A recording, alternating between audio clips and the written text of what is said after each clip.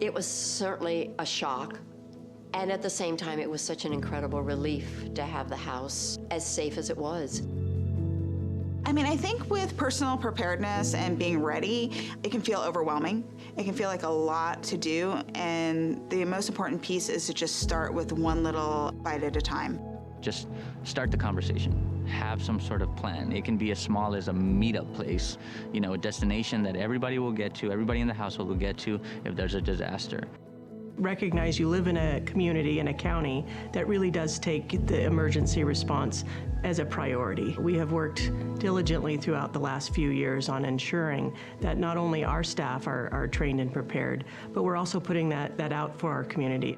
The more prepared you are in your own community, the better the outcome is going to be. The level of community awareness, they have to be part of the solution. They have to communicate with their neighbors.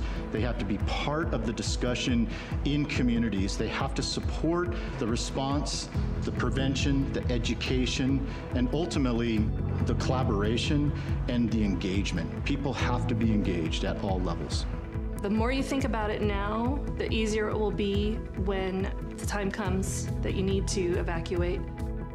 We've created this network, and we want you to make sure that you know that you can tap into that. So if you are feeling a little bit overwhelmed, not sure where to start, reach out to one of our offices, reach out to the Fire Safe Council or 211. We're here to support you.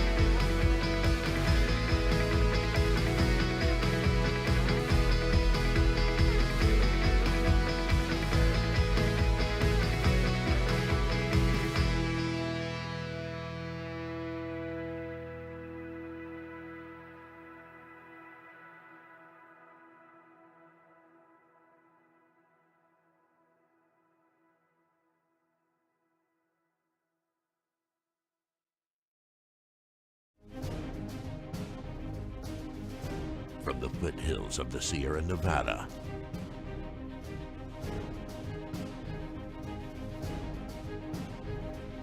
a new hero will emerge.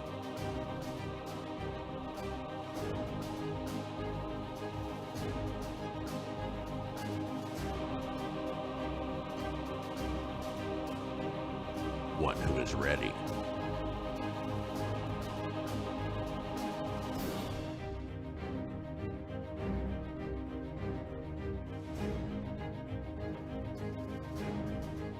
One who makes sure their friends and family are set.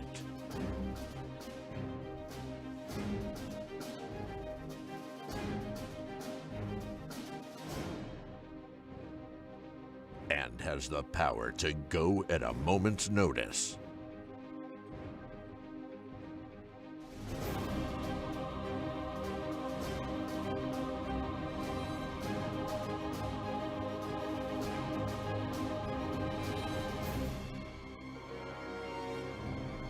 This fire season, you're the hero. We are Ready Nevada County.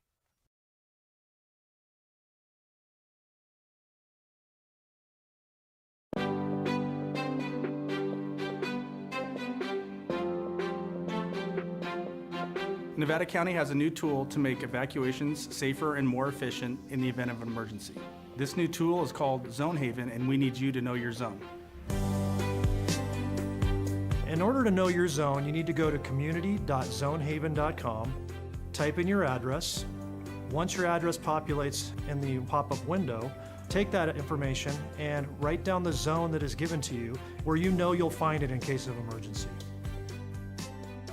Zone Haven and knowing your zone does not replace Nixle and/or Code Red.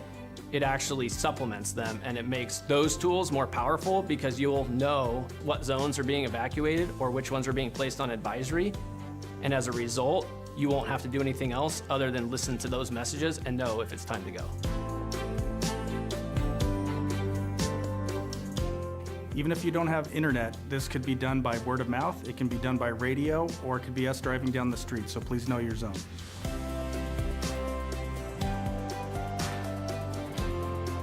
From Truckee to Lake of the Pines, from Chicago Park to Spenceville, every single square mile of Nevada County has a zone.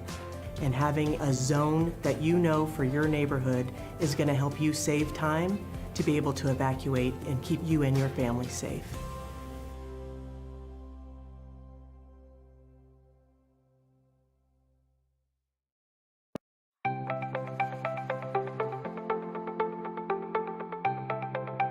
Ready now?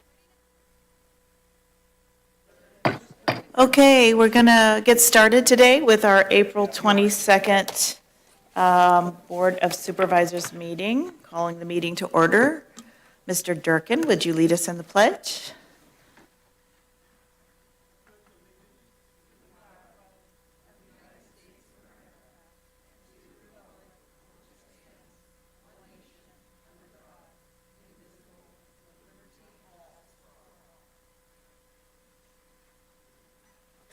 Thank you.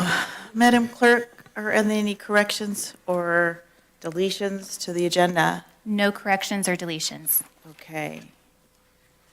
All right, we're going to go right into the consent calendar. These items are expected to be routine and non-controversial. The Board of Supervisors will act upon them at one time without discussion. Any board member may request that an item be removed from the consent calendar for discussion. Any items to be removed from my colleagues? Nope, nope, okay. Members of the public wishing to ask questions or hear discussion may now raise their concerns to the board. So I'm going to introduce the consent calendar, items 1 to 28, and open public comment on comments on any of those items. Any comments? Anyone on the phone, Madam Clerk? No? To the, just the consent calendars, Bertie, thanks. Yeah, there'll be another one, another opportunity. Items 1 through 28. There's agendas in the back. I have one comment, Chair, on the Okay. Okay, I think it's now the time to do it. Go ahead. Just one brief comment on the consent calendar. There's a lot of content within the consent calendar, and we've talked in the past about the amount of things that come on the consent calendar. I know I and my colleagues on the board had a number of questions related to these items. But we do want you to understand that if you have any questions about the consent calendar, please reach out to staff beforehand. There's a lot here, and we've done a lot of work to put these on here and make conversations with our staff and other support material that's come forward. So we just wanted to let you know we recognize there's a lot here. Thank you. Thank you. Okay, I'm going to close public comment on the consent calendar and call for a motion and second to approve it. So moved. Second. Motion and a second. District 5, Yes. District 2, Yes. District 4, Yes. District 3, Yes. District 1. Yes. Thank you. Great, thank you. Okay, now we're going to move on to general public comment. Members of the public shall be allowed to address the Board of Supervisors on items not appearing on today's agenda that are of interest to the public and are within the subject matter jurisdiction of the Board of Supervisors. Speakers are encouraged but not required to give their name and district of residence. Please direct your comments to the board, not the audience or staff, and no individual may speak more than once. Reminder that you will get 3 minutes and then the speaker's microphone will be turned off automatically. So it's open public comment. Welcome, Bernie. Good morning. Bernie Zimmerman, the chair of the Nevada County Historical Landmarks Commission. On behalf of the commission, I'd like to request the board and its staff to look into participating in the Mills Act, which is a state program which provides tax breaks for historic properties. If you've already done that, just tell me and I'll stop, but I'll keep going. Recently, the Commission has received a number of inquiries from citizens about the financial implications of restoring historic property. The inquiries may have been prompted by an article published about 2 months ago by the county assessor, Ralph Kleinens, in the Union. And I'll just quote from that. The headline was, "The Mills Act, History May Provide Tax Relief." It was February 18th. Quote, "Assessor Ralph Kleinens and his team want to educate the public about potential tax relief available through the Mills Act. This California program provides financial incentives for property owners to restore and preserve qualified historic buildings in exchange for reduced property taxes." So, we're in this confusing situation, which is why we get contacted, where the assessor is advising property owners to look into the Mills Act, and neither the county nor the cities of Nevada or Grass Valley, though I understand, I was just told this morning, Nevada City is trying to participate in the Mills Act, but nobody participates except for the town of Truckee. So the Landmark Commission requested the county to determine whether it wishes to participate so we can make some sense out of what the assessor is advising the public. Any questions? Thank you. Thank you. We will look into that. It's the first that it's been brought to my attention.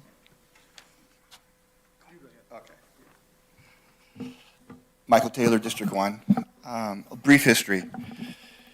Lisa, I think you were just set at the board in 2023. In 2023, I believe Ed Schofield was the chair at that time.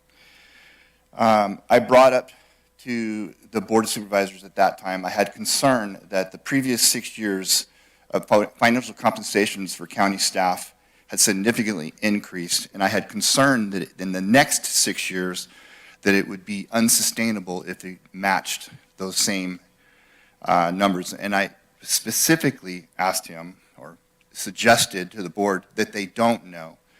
And after my comment, Ed then said, "Mr. Taylor, we are perfectly aware where compensations will be in 6 years." That was completely a false statement. You guys literally just signed the previous year, the resolution in 2022, for total financial compensations. I would like to point out that the county has been zero growth for over a decade. Metrics for zero growth would be property tax increase, transfer tax increase, TOT, sales tax, all are on a decline. Last year, budget, you guys noted that you anticipate the next few years it would be on decline. Yet, you approved 8.5% for county staff payrolls, full-time staff. I would like to suggest that you guys rescind the 8.5% increase that you had. I would like to suggest that you ask the staff to do a resolution that comes up at the same time as the resolution for total financial compensation for senior staff. And that resolution would be a resolution for making it possible for people to get paid to voluntarily quit, get paid for 6 months, rescind the 2 days a week working from home, or telecommunicating, period. And I forget what the other one was. Sorry. And I'd also suggest doing another resolution at the same time that you guys do some sort of a study to try to figure out what happened that total financial compensation skyrocketed over a short period of time. I pointed out a few times that there's 30 staff that are getting paid more than the sheriff. These salaries accelerated quite fast. Oh, I know what the last one was. CDA directors, instead of having a director for every department, look at having a director and an assistant director, allowing the other directors to fall off as they either retire or quit. Thank you for your comments.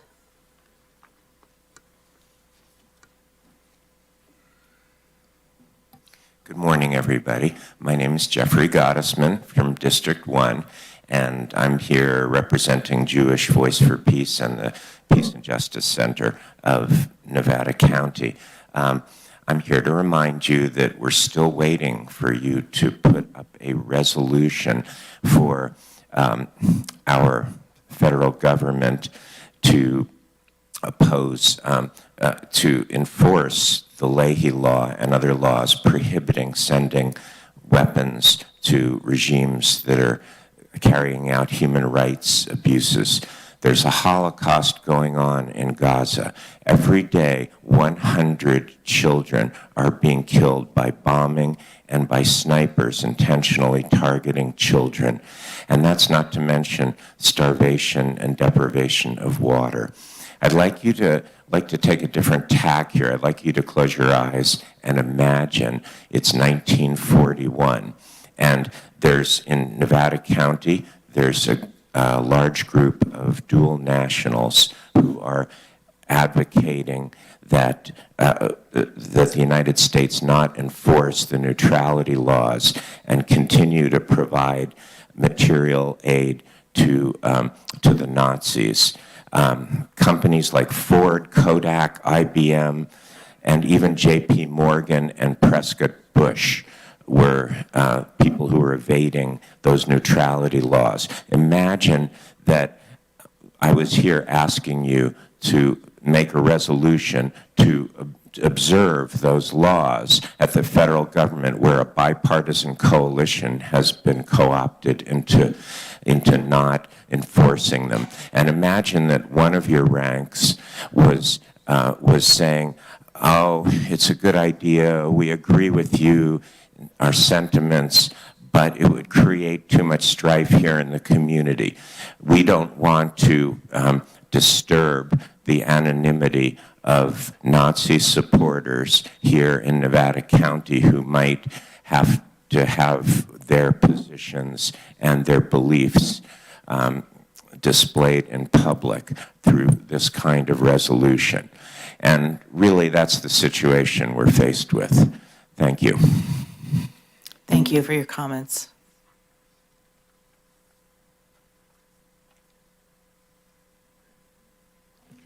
Good morning. My name's Don Fraser. I live in District 1, and I'm here to once again urge you to pass a resolution condemning the genocide in Gaza. Jeffrey just talked about the Leahy Law. The United States government has been in violation of its own laws since the beginning. Some of the numbers are astounding. I was just researching this morning, and I was completely blown away. 902 entire families in Gaza have been wiped out. There's no family members left. They're taken off the register. 1,364 families are left with one surviving individual. Now, these numbers are estimates, I'm sure, because of the chaos there. Roughly 3,000 families are reduced to 2 surviving members. 1 in every 50 people in Gaza has been killed. The war crimes just keep adding up.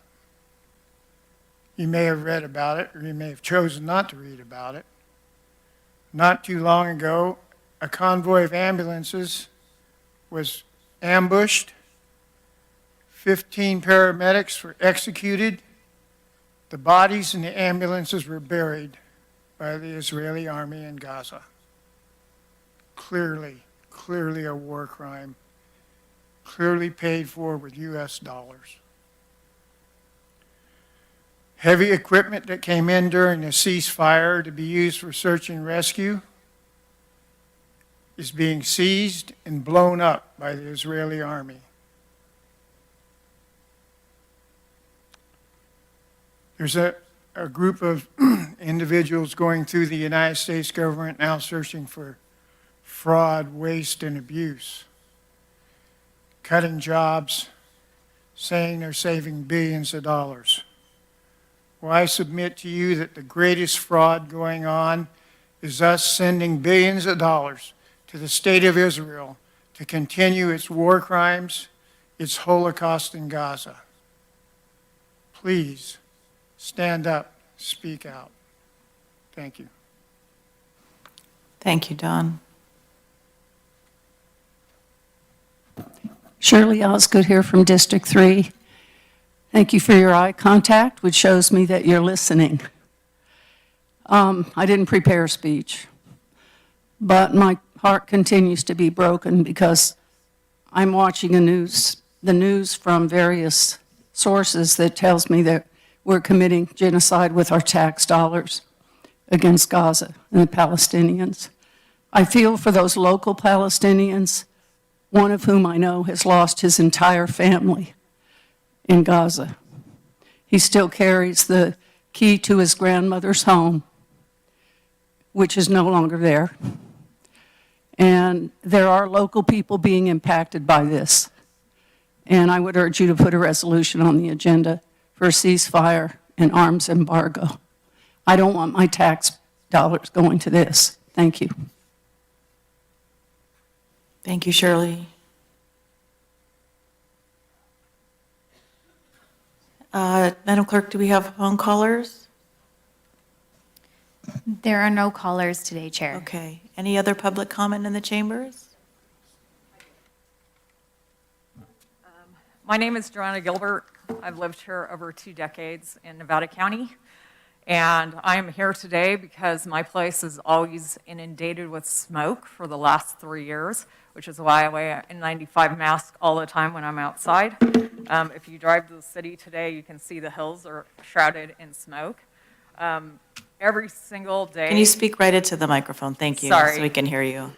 Every single day in April has been pretty much a burn day. Today is Earth Day, and it's a burn day again. Why? Easter was a holiday, so kids are going outside and celebrating, and they're impacted by the smoke and the bad air quality here more than us as adults. We have so many schools here because this is in Nevada County, and it used to be a gold mining place, and because of that, there's so many schools here. Just in my neighborhood, I have little babies, I have kids next door, and this air quality is so bad.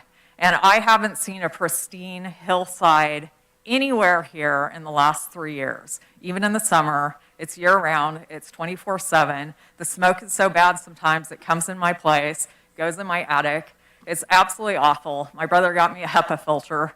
These have been really bad problems, and everybody seems to turn a blind eye to all these problems that we have in Nevada County, and that's just one of them. PBS just did a research, and they found out that California, in general, they have a webpage, AQUI, something, whatever. Anyway, I can send you links and photographs of all the stuff. And they found out that California State has the worst air quality in the nation. We can do something about that easily. The people who are in charge of the air quality here they can have blocks of time where there's no burning. There's a rainstorm coming up, you know? How can we have 3 or 5 days where there's no burning? And if you look on uvanet.com, there's always escape burn piles even now. The carbon is such a problem in this world right now, and we are destroying our environment. And nobody is paying attention to that in this county. I also recently found out that this area has the highest biodiversity in California. We have one of the highest biodiversity in fauna and flora. And this is how we treat our land. And why has nothing and none of that changed in the last 3 years? I don't understand that. So I'm asking you guys to infect the people who make the decisions to make burn days to give everything a break. You guys have outlawed it in the cities, but all this.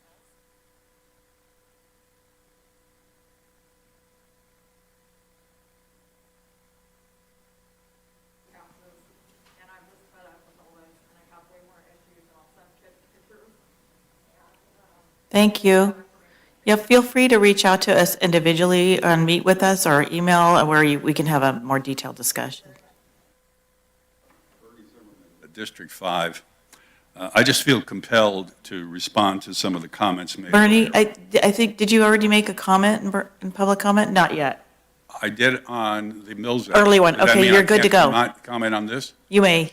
Just double Well, checking. all I want to say is first, I join the folks who spoke earlier in condemning the fact that there's still violence in Gaza and Israel.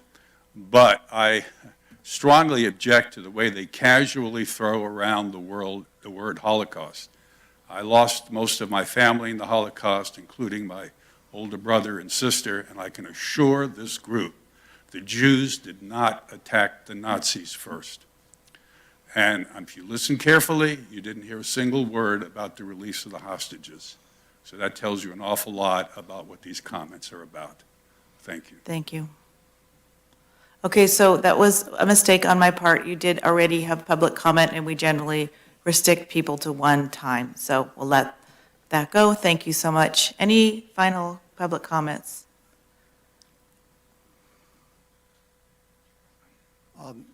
My name's Chuck Sameka. I'm a commissioner from District 4 for the Landmarks Commission. I just wanted to add something about the Mills Act. If we're going to go looking into that, let's not reinvent the wheel. Truckee has already started and participates in it. And I imagine Hardy probably knows the person that's the lead person from the city. That might be a good way to start looking into it. The city of Nevada City actually has signed up as a signatory with the State Office of Historic Preservation. So there's been some groundwork already done, and after that, it's probably have to assign an analyst or something, but it sounds like money to me. One way or another, there's got to be some staffing involved. Thank you. Thank you.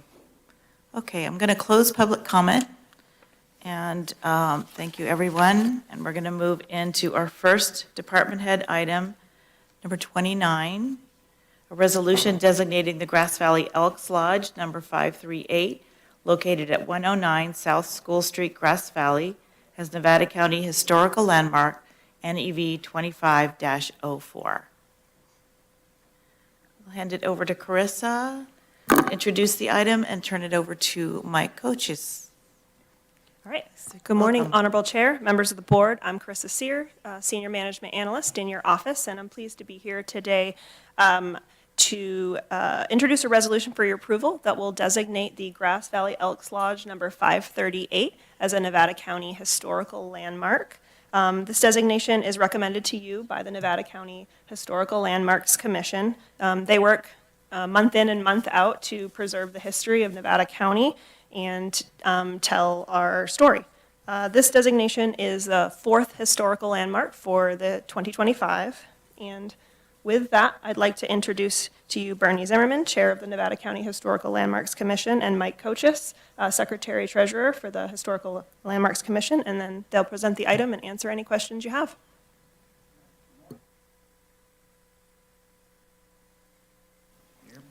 Press the button there on the bottom. Sorry. There we go. Okay, great. Welcome. Yeah, my coach is District 2, Mr. Tucker. We haven't met, but thanks for your reappointment. I'm also a 30-year life member of the Grass Valley Elks Lodge and a longtime member of Quartz Parlor, 58 of the Native Sons, and a fourth generation from Grass Valley. So a little bit about the Grass Valley Elks Lodge. On January 27, 1900, the Elks, Benevolent Protective Order of Elks, instituted a lodge in Grass Valley. After 12 years of renting various halls for holding weekly meetings, the lodge decided to build a home of its own. The lodge raised a treasury of $8,000. They formed the Grass Valley Elk Hall Association and incorporated as a stock holding company for the new building. The stock of the corporation was sold to members only at $100 per share with no interest. And I was able to find original ones from 1909 at the lodge. They raised $33,000 and they purchased the home of the late Judge A.B. Dibble on the corner of West Main and South School Street. It was a fine home, but was raised for the construction that began in 1912.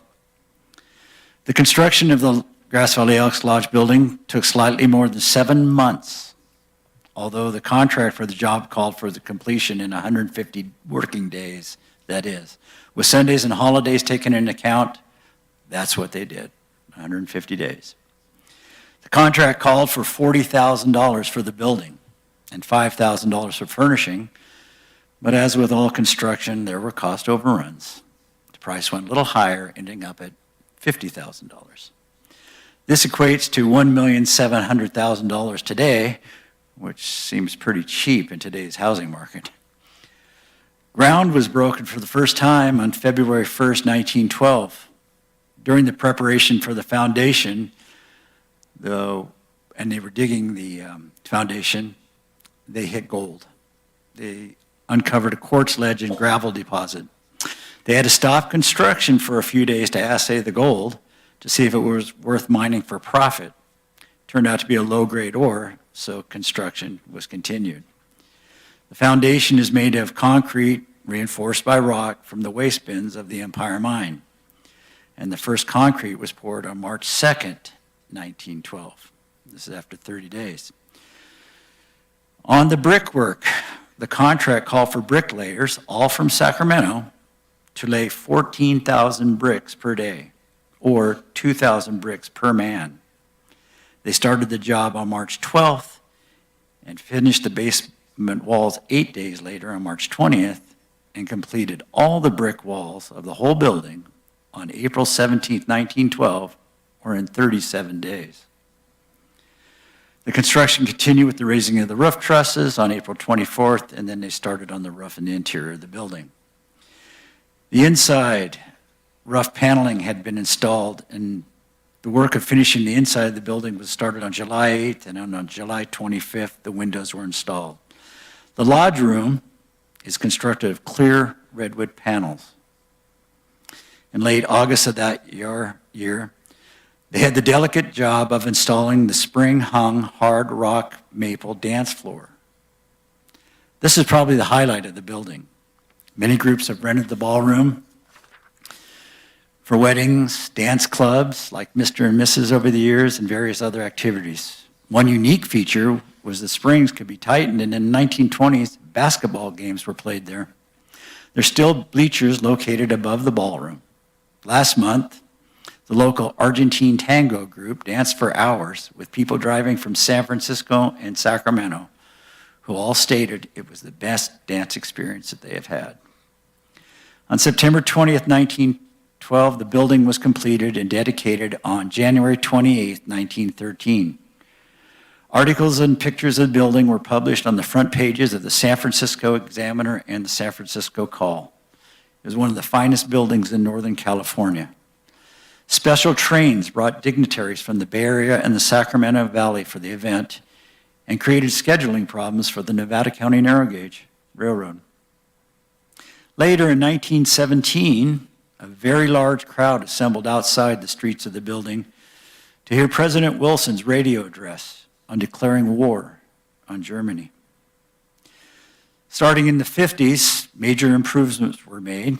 First was installation of a bar in the ballroom, because before that they had to bring in alcohol on carts. In 1961, they redid the social quarters with new lighting and paneling. There is a pool table. There is a pool table in there today, and it's from 1910 and is still in use today. Sometime in the 1950s, a 4-lane bowling alley was installed in the basement. Local boys were hired as pin setters. The lanes are still there, but now the alley is used for storage. There's also a dining room and a commercial kitchen on the lower level.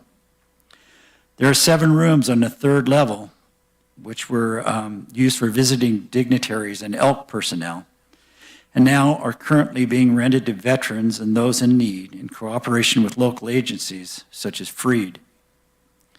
Thousands of people have memories of attending an event in the building over the past 112 years. The building is a historical centerpiece of Grass Valley and is a worthy candidate for being recognized as a Nevada County Historical Landmark. Thank you. Thank you so much. Bernie, did you want to add anything? I echo everything Mike says. Great. I urge you to declare it a landmark. Wonderful. What a wonderful building. I didn't know all of that. I'm going to turn it over to my colleagues to comment on this. Lisa, any questions or? Well, thank you for this recognition for the Elks Building.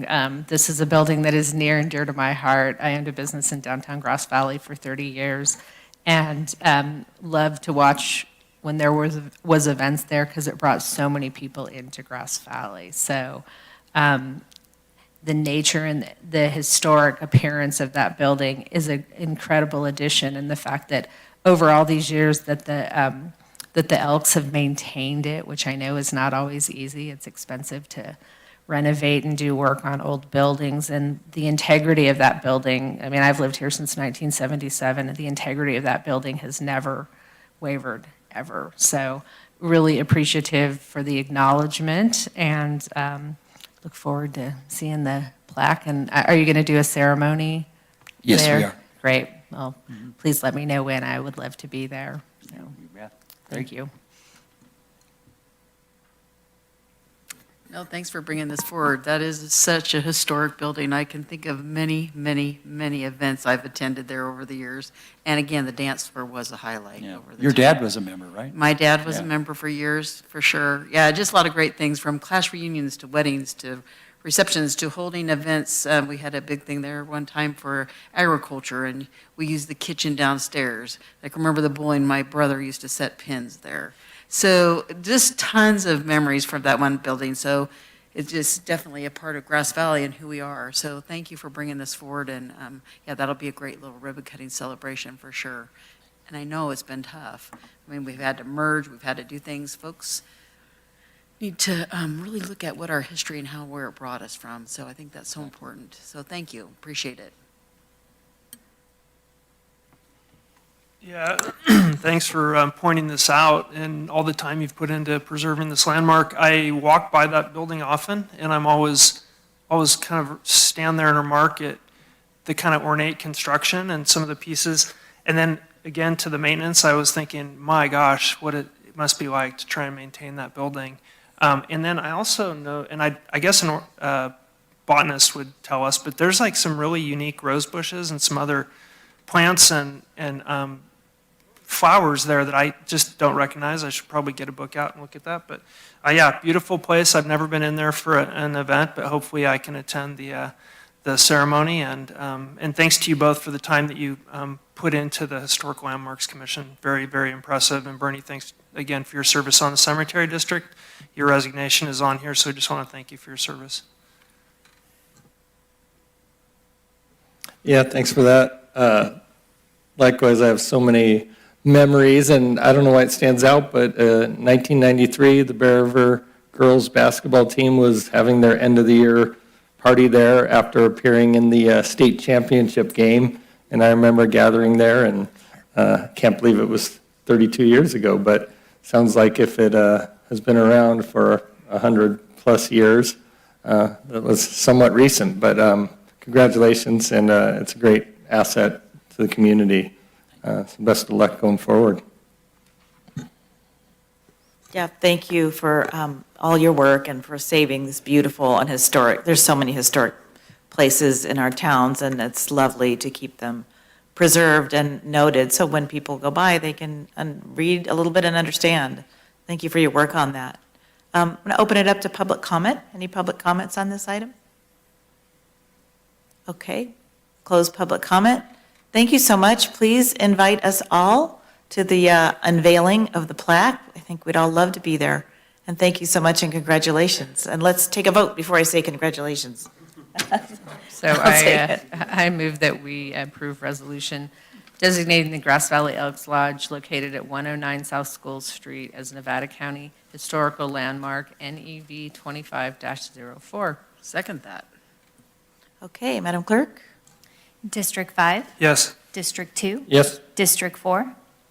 Yes. District 3? Yes. District 1? Yes. Thank you. Okay, now congratulations. Thanks It's for been your so support. designated. Thank you. All right, we're going to take a quick 5-minute break before our next item. So Hardy, I would just tell you, you will not have ever danced like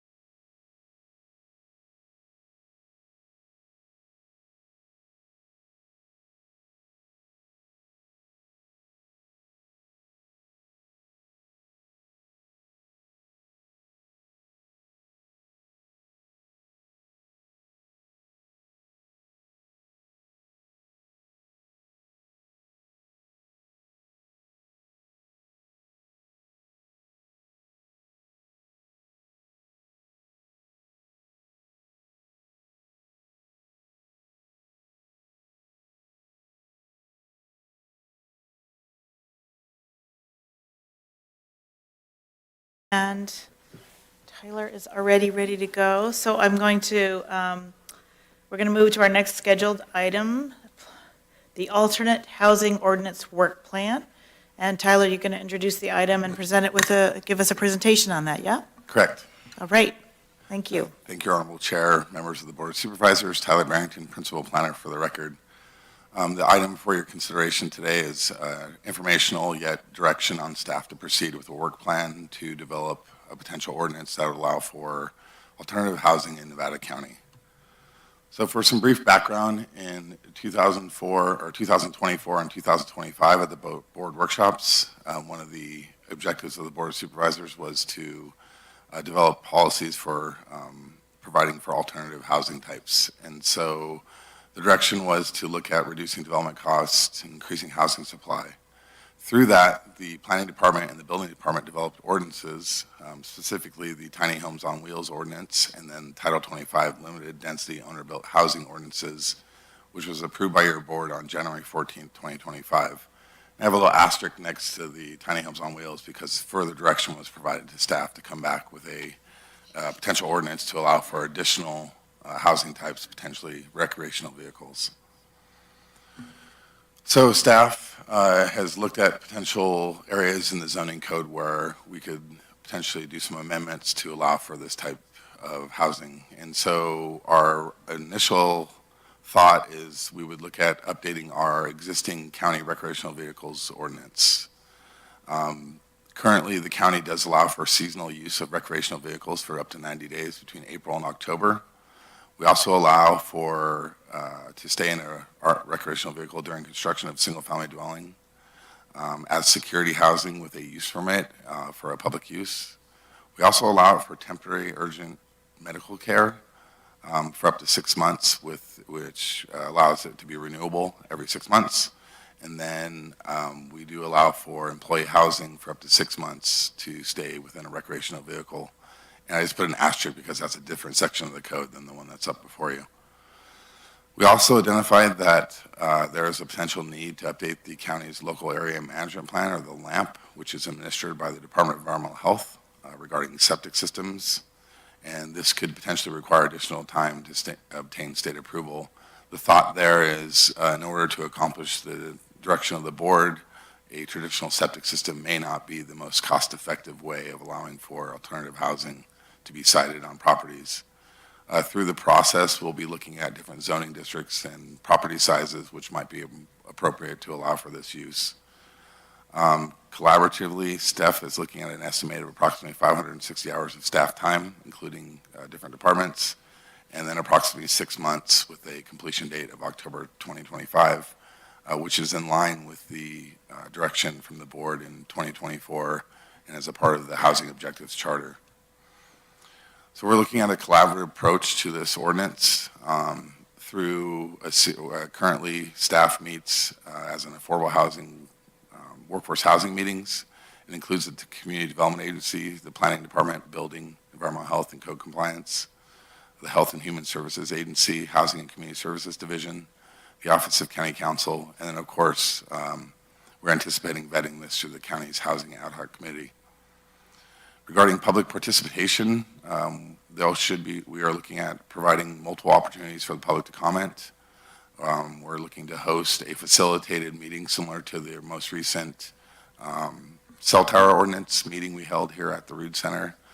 And then we'll distribute out to our different agencies on our list and special interest groups and homeowners groups, letting them know that we're undertaking this process and to get their comments early on before drafting the ordinance. And then once the ordinance is drafted, we'll also reach out to those individuals and allow them an opportunity to provide comments. We're looking at providing a minimum of 4 public meetings, one in Penn Valley, one in South County, one in Soda Springs or the Truckee area, and then potentially using the municipal advisory councils as also public meetings to gain their guidance, and then public or planning commission and board meetings. Within your staff report, there's the attached Gantt chart, which shows the anticipated number of meetings and the timeline for preparing the ordinance. And essentially, as I outlined, we're hoping to complete this sometime in October. So with that, Staff will look for the board's direction to go forward and implement the draft work plan, and with the intent of bringing back a potential ordinance that would allow for either permanent or semi-permanent use of recreational vehicles or other alternative housing as a source of housing in Nevada County. Thank you, Tyler. That's an ambitious time frame, but I'm really looking forward to this process. Thank you for presenting this. I'll turn it over to the board for questions and comments. And Hardy, let's start with you. Thanks, Tyler. We talked yesterday, and I got most of my questions answered, at least the detailed ones. Thanks for putting this plan together. It's been a work in progress ever since the tiny homes on wheels piece was brought forward, and we kind of saw that element in the community looking for the next step. And so just want to commend the ad hoc for doing the work to bring it forward so quickly, and I'm proud of that action of the board to respond to our community. My only request is the time frame is pretty ambitious, and I think that's great and everything, but I was hoping that we would get a draft with plenty of time in advance so the board could do selected outreach to our constituents, as we tend to get a lot of flurry of activity closely related to the day that we make the decision, but I'd rather avoid that on this particular subject and spend more time talking and working with people directly. So just one request that the draft gets to the board or the board members well in advance of any sort of decision making. And then this morning I sent a survey to Allison Lehman that was used in connection with the homelessness outreach opportunity in East County. And it was really did a great job of comprehensively surveying the community on what things related to homelessness they feel are important. But I just wanted to check and see if you have any plans to do some survey work and really understand kind of from the broadest sense what our community may think about this. So I think through the ordinance process, we'll be looking for community input. And I forgot to mention that we are working on developing a webpage, and it will be www.nevadacountyca.gov/alternative housing. And working with the folks that work on the webpage, we'll be looking for opportunities for people to provide comments, to put their name down as we want to participate in the process. And then if there's other bells and whistles that we can add to it, we'll do that as well. Okay, thanks. And then just one other question. Assembly Bill 518 is on the floor today related to camping and low impact, low intensity camping. I'm just curious if during your process of investigation, if you can look closely at understanding how short-term rentals or businesses like Kip Camp or others would have an intersection with this type of activity.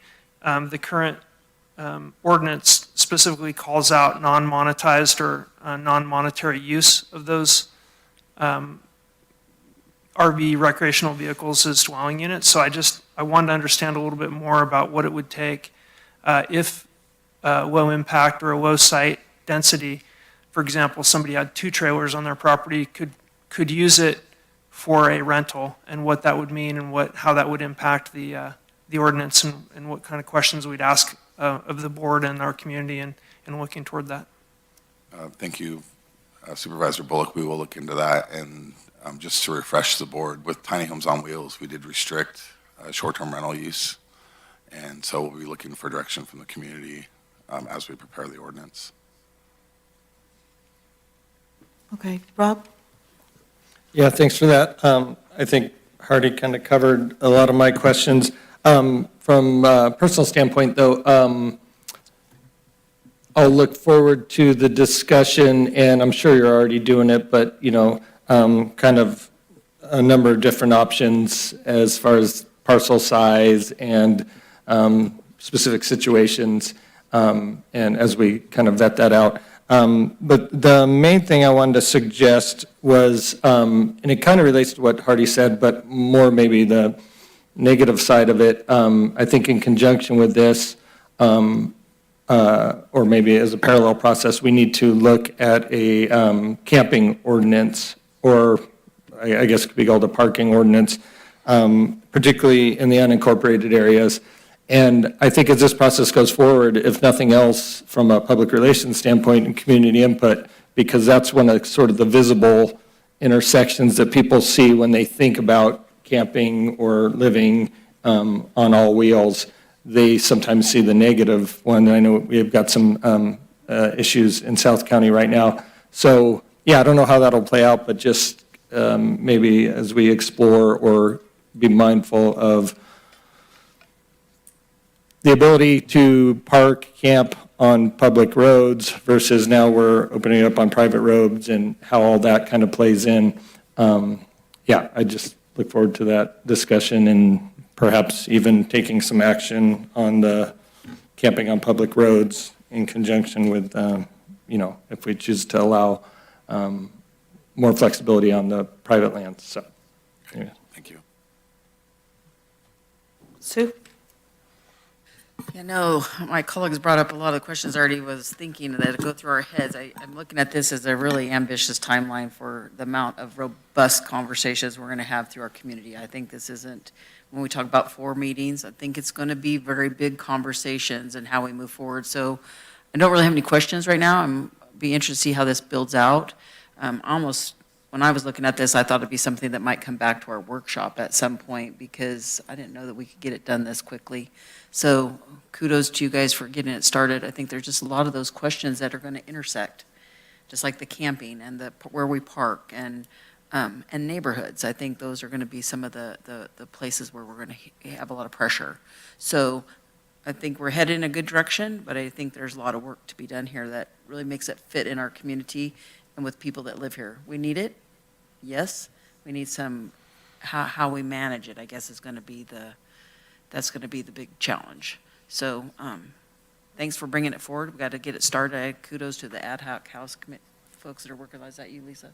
Yeah, so I think there's lots of things to happen. I'm waiting for the update to see what the tiny homes is happening. We've started that process. How many are we seeing used? Is it actually being a positive thing? So I'm kind of looking to see how that all plays out. A lot of changes over the last year to try and develop housing. So, but thank you, appreciate it.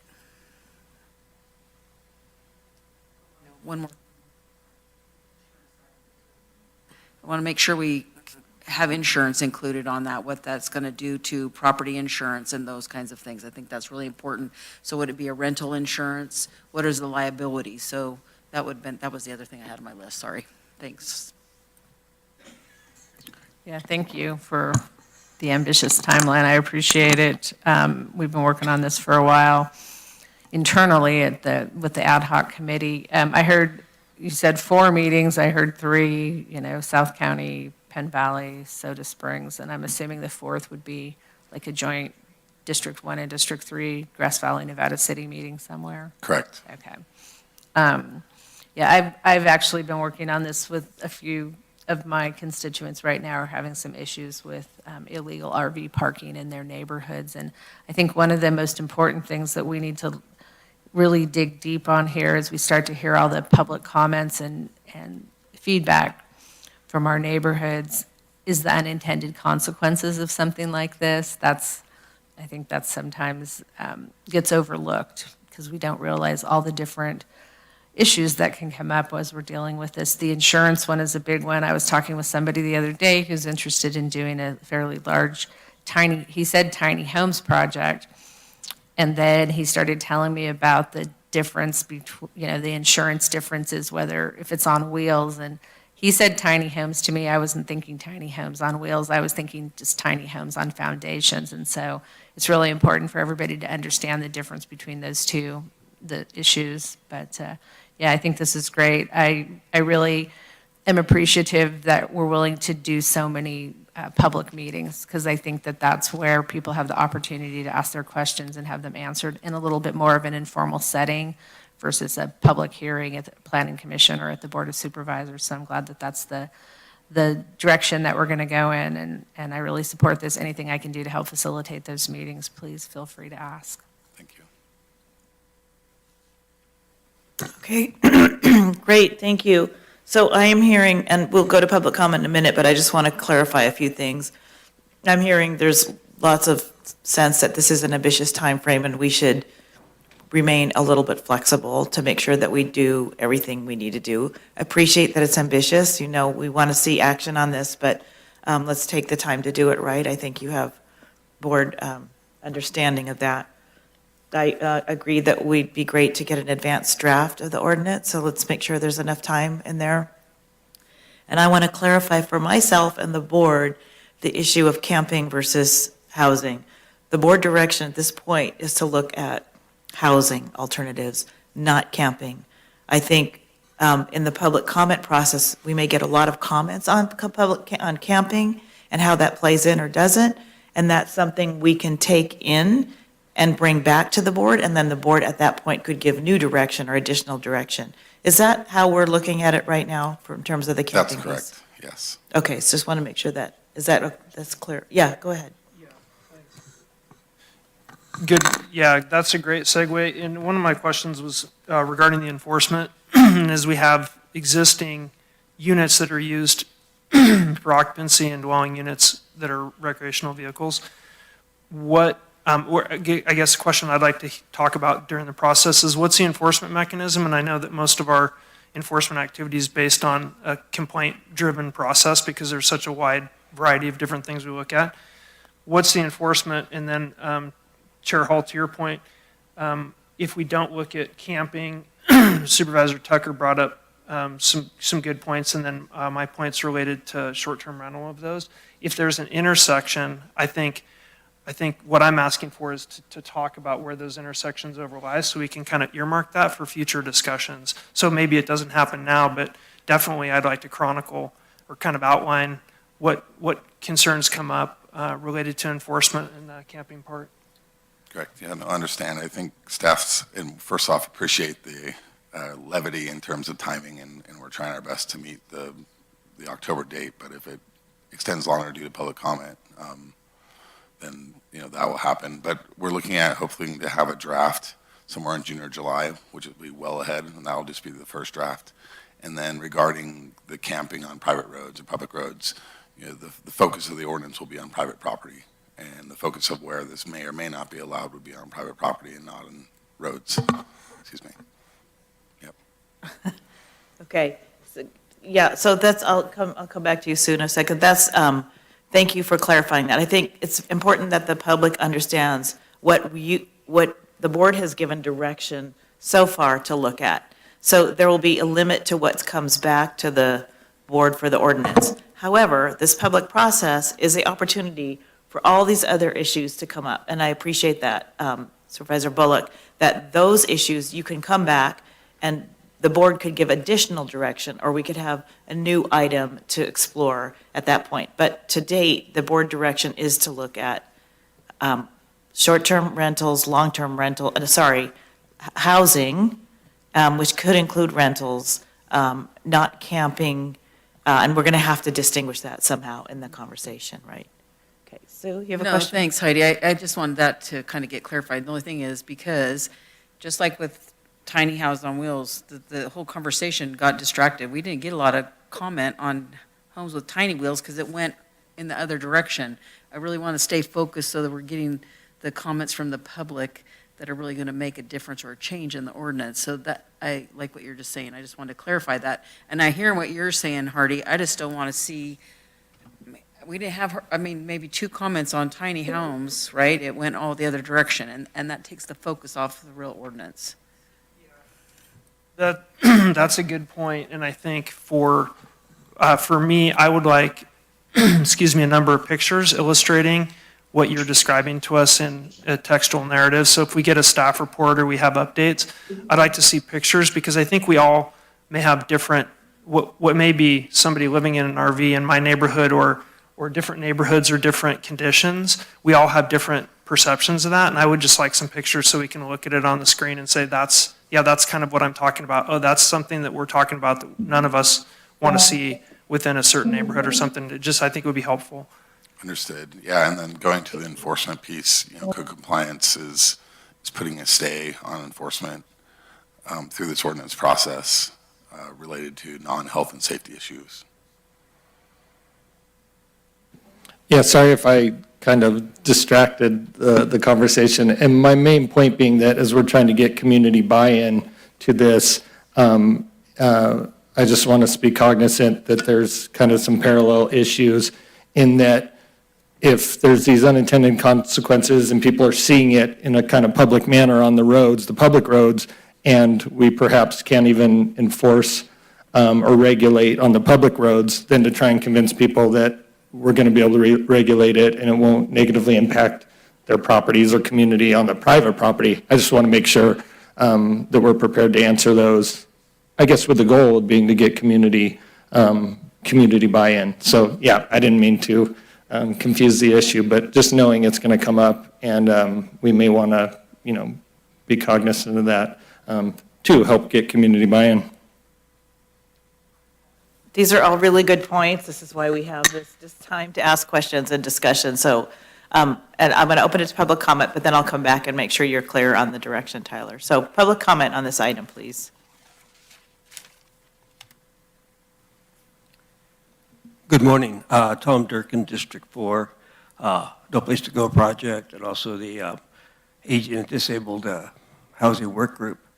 I want to encourage you on this. I've been waiting 6 years for this, so I'm very excited. And I do want to assure people who are threatened in their neighborhoods, we're not going to be creating trailer parks in everybody's backyard. That's not going to happen. We're just looking for people to integrate into neighborhoods peacefully and respectfully and responsibly. We're also talking about alternative communities, a community land trust, Title 25. There's a lot of talk about that, and we want to encourage that. Code equivalent on septic, if there's other ways to do it that are cheaper, because we're talking about low-income people here, and if we can get delays or alternative solutions that totally respect health and safety, not asking to compromise on that at all. As a stakeholder and an advocate, I really want to be involved with the process, and my colleagues, we want to be involved. We want to work with the county and with neighbors. This is not an invasion of homeless people. This is people who need housing, low-income people, people who are working. If they are chronically homeless and they're not ready for housing, there's other ways to handle this. We're talking about people who are housing ready and ready to get back to work, get their homes going, their children going, in school, and not have to live in fear of code compliance. I hope code compliance can look at this as a attempt to help people comply as opposed to getting them moved. I appreciate what you said, Supervisor Hall, about not moving people who are already safe. If they're not safe, if they're doing bad things, yeah, sure, evict them. But if they're safe, let them get on with their lives. A lot of this is transitional housing. People will move out. This is the way out of homelessness, respectful way, and it's an affordable way. This is the only affordable housing out there, are trailers and RVs. And I'm hoping that you can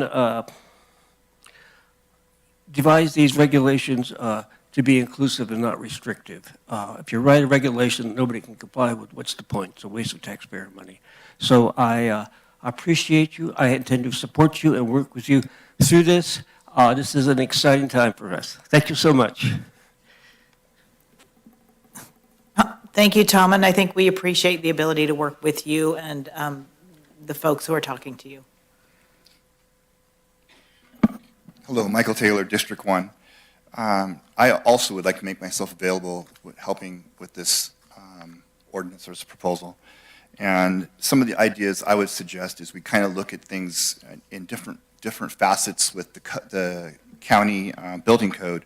It looks like you guys have for 90 days, 6 months. It used to be 12 months sometime quite a while ago. My suggestion is that we clean that up so it's all the same. It's not confusing. The 90-day, 6-month, and then create a 12-month opportunity for people to get a permit for having a trailer on their property. As part of that, it would be the person that would apply for that permit would be the person that owns the property. That a renter can't apply for renting out a bunch of trailers on people's property. The other thing that I've talked about in the past is a septic system certification process similar to an as-built process so that a homeowner can certify their septic system to add another bedroom or another RV unit. And I've talked about this process in the past, and again, I'll just bring it up. I think that a contractor or an engineer should have the ability to come do an inspection of someone's septic system and to certify that he could add another bedroom to it because it's a functioning septic system. And I just want to point out that septic systems have the same design criteria that they had 20, 30 years ago. 20, 30 years ago, it was 150 gallons of fluent for each bedroom. We're using the same 150 gallons today for these certification process or designing septic systems. And now, as we all know, we're using a considerably amount of less water in showers, toilets, whatever. And part of the certification process could be that your home's 20 years old and that contractor or engineer can say, you need to bring all up-to-date water flow. There's multiple ways we can certify a septic system to add a bedroom. And I think that process needs to come back up in the conversation. I brought it up a couple years ago, and I've talked with Amy about it, and there are no obstacles for doing that. Oh, boy. The other thing is that I think that we should enforce already existing codes, fire safety, nothing against the RV trailer, should be licensed current. A lot of the safety factors for having that on your property. The other one is like a con container. You can have one per parcel. You can have 2 if you have 5 acres. You can have 3 if you have multiple acres. So I think we should be looking at the number of RV.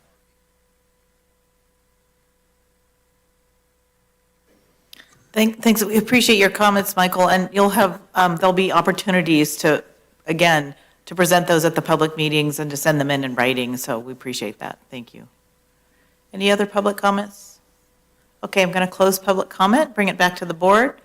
Tyler, do you have any questions about the directions based on the discussion we had up here? Are you pretty clear on what? Fairly clear. Right. Yep. Okay, Yep. Very good. I think we're all looking forward to this. It should be a robust process. I want to encourage people to attend those workshops. We'll do our best to advertise. Let's just get this out there right now.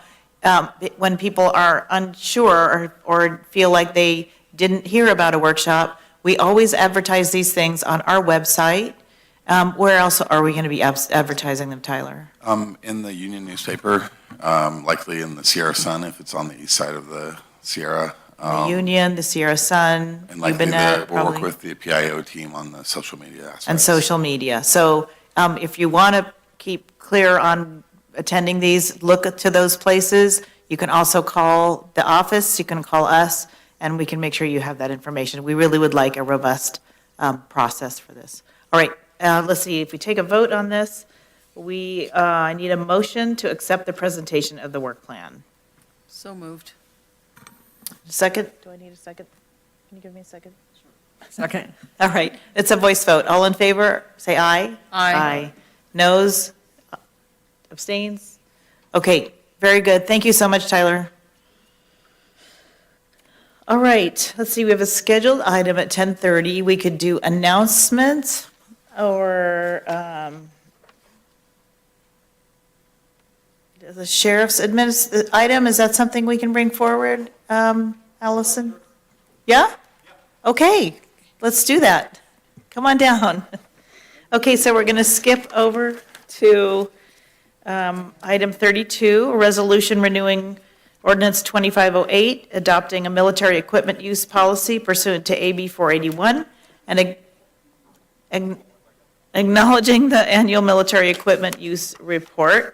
Captain Sean Scales will be presenting the report. Thanks so much for being flexible. No worries. Good morning. All right, so this will be a brief presentation on some changes to our military equipment inventory in the 2024 year. So we'll be reporting out on data or what the changes were since our last presentation, which was about April of 2024. So the biggest addition was the addition of drones. We presented to the board on that. It was approved We currently have 4 Skydio X10 drones and 4 pilots certified. We've flown on several missions. It's been a pretty good success. So successful, in fact, we think we're going to present to you in the near future to expand the fleet to acquire some smaller drones that will be likely used for just flying interior residences and things like that. So we'll be presenting to the board on that likely in the next month or two. Other changes, we don't have any automatic rifles anymore. We got rid of those this year. We replaced some older style flashbangs and gas deployment devices that are no longer manufactured anymore or are expired. And we've switched over to 40 millimeter devices instead of 37 millimeter devices. So now that we're out of the projectiles for the 37 millimeter, we turned back in the 37 millimeter devices. And of course, the removal of the MRAP once the Bearcat was acquired. The Bearcat, I believe we got it in June of 2024. It took about 18 months, I think, after we presented or so to get built, and with some of the stuff that's going on in the world. So we finally got it in June of 2024, and we've already had a couple of deployments with it. It's a great tool for us. We're very grateful for it. So with that, there was no need for the MRAP anymore. So that was turned back into the military surplus program, and it's been acquired by another law enforcement agency in the Valley. As I mentioned, possible changes in 2025. The little guy you see there is a DJI Avata drone. They're mainly designed to fly into residences and stuff like that. So where we use those is when we have a barricaded subject, for example. It's much safer for us to fly a piece of equipment in there versus just sending staff inside. Or you run into occasions where you can't use gas if you've got children in a home or elderly subjects. We've had a deployment in the past year. We had a subject who had medical issues and was on oxygen, was barricaded inside a residence, and that would not be a suitable candidate for gas. So porting a window and then flying a drone in there is the best choice for that. And we usually rely on like allied agencies for that currently. Those drones are also much more expendable than our Skydio X10s, so they're not really designed for a whole lot of outdoor flying, more for indoor. And you don't mind if a suspect takes one of those out versus one of the Skydio X10s at a cost of $10,000 to $15,000. We're not going to blow that on an indoor operation, but a $1,000 drone or something you can pick up, they sell them at Costco and things like that. We're much more likely to use one of those in those circumstances. For AB 41 compliance, the policy is on our website as required. We'll be having we had our public viewing in May of 2024. There was one attendee in 2024. The 2025 viewing will be on the 22nd of May. And then once the report that was attached to the resolution is accepted, it'll be on our website after your approval. With that said, any questions? Thank you. It's so cool to see the technology that's coming in is going to keep everyone safer. It is. I've been in law enforcement for 20 years now, and it's amazing the changes that have taken place. And it really is making it safer for the public, excuse me, for all of our staff. Right. And it's nice when technology is actually helping everybody, because it doesn't always work out that way. Exactly. So we're pretty grateful for what we have. Yeah, that's great. Okay, thank you. I'm going to turn it over to my colleagues. Start with Sue. No comments, but thank you for bringing this. I do think technology is pretty amazing where we go, and I really support the new drones are really amazing what they can do and accomplish, I think, for safety. You know, when our guys are out working in our cannabis industry side of it, you guys help with that. There's so many places. You can check whether there's, I mean, it just is huge. I think we've just come a long way. It puts that safety, not just for our residents, but for our first responders, which I think is critically important. So, yeah, appreciate the update. I think that we're doing a great job. What you take out, we add in, and we keep working at keeping this community safe. So appreciate the teamwork that you guys all have in there. It's fantastic. So thank you. Thank you. Lisa? No questions. Thank you. Thank you. Yeah, thank you. I was glad to see that the Bearcat got used a couple times, and I went to a community event where it was on display. It was really fun to see it, and it was like the main attraction. There were a lot of people. I just appreciate you guys going out and showing it to the community and letting them know what you're doing. And yeah, I'm very partial to things that fly. I like drones, and great work, great use of technology. Keep up the good work. Thank you. Okay, we're going to open up public comment. Any public comment on this? Michael Taylor, District 1. I have one comment. The drone program with the Sheriff Department, I definitely support. I think that they have a fantastic program and they're doing a fantastic job with it, and it comes with a lot of responsibility in having that drone program. I'm probably going to be crucified for saying that through several of my friends for saying that I support the sheriff having the drone program. What I don't support is code compliance having a drone program with little oversight and not nearly the oversight that's required for the sheriffs to have the drone program. As you guys are aware, sheriffs are now going out with code compliance when they issue warrants or whatever. They're working more closely. I think with the budget shortfalls coming up, I think there should be one drone program that's operated through the Sheriff Department and assists code compliance when they need that assistance. I think we should eliminate the drone program with CDA and support the sheriff. Thank you. Thanks for your comments. Any other comments? Okay, we're going to close public comment and bring it back to the board. Call for a motion and a second to adopt the resolution. So moved. Second. District 5, Yes. District 2, Yes. District 4, Yes. District 3, Yes. District 1. Yes. Thank you. All right, thank you so much. See you next time. Okay. So Chair Hall, we have a couple of options for you since you're running early. We are prepared to have staff come down where they're able to go to item 33, which is the facilities management item that you could hear before your scheduled item at 10:30. Let's do that. Okay, so just give them a few minutes and they're on the way down. We'll go ahead and prep for that. Thanks.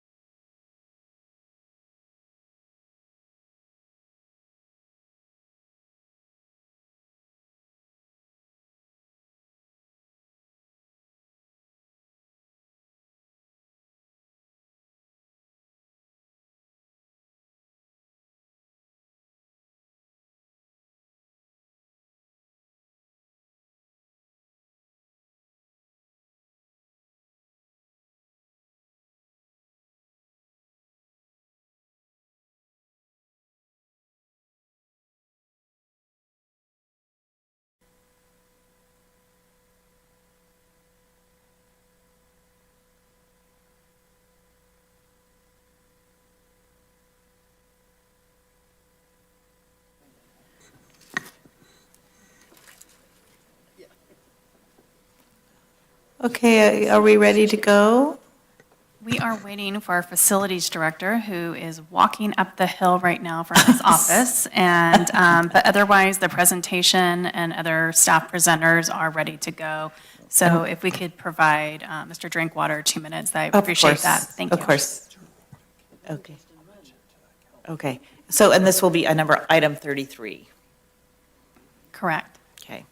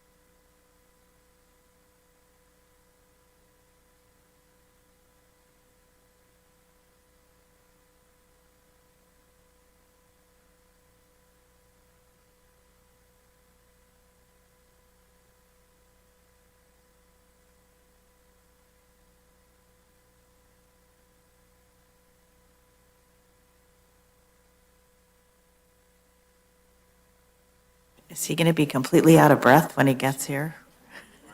Do you want to start? Do you want to start? Do we need to wait? Do you want to wait? It's up to you. Okay, that's fine. I'm sorry. I thought you guys were all here and ready when. No, I'll take responsibility for that. I apologize, trying to move things around.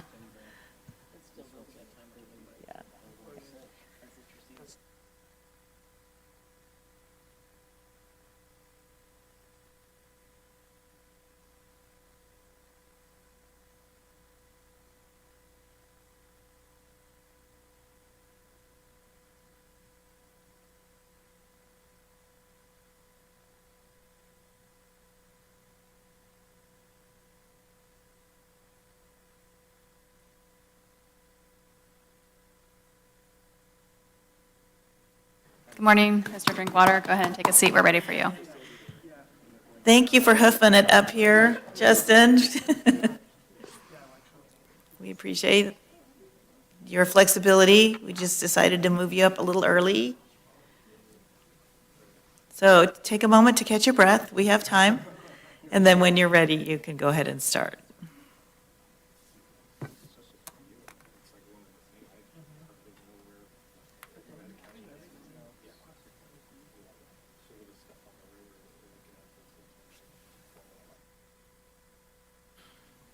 All right.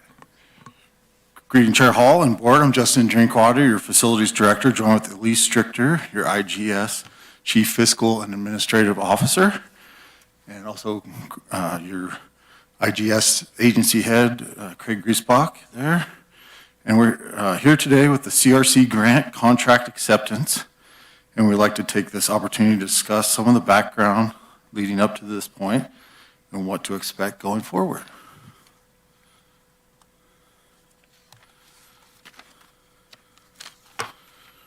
First, we'd like to go over a general outline of the slides we'll review today's presentation. I'll summarize the scope of the project and discuss the grant funding purpose and background that has led us to where we're at on this project now. Elise Strickler will discuss the relationships we have with our community partners and how the grant funds will be administered. And I'll finish by covering specific aspects of the project, including design, construction, and the project timeline.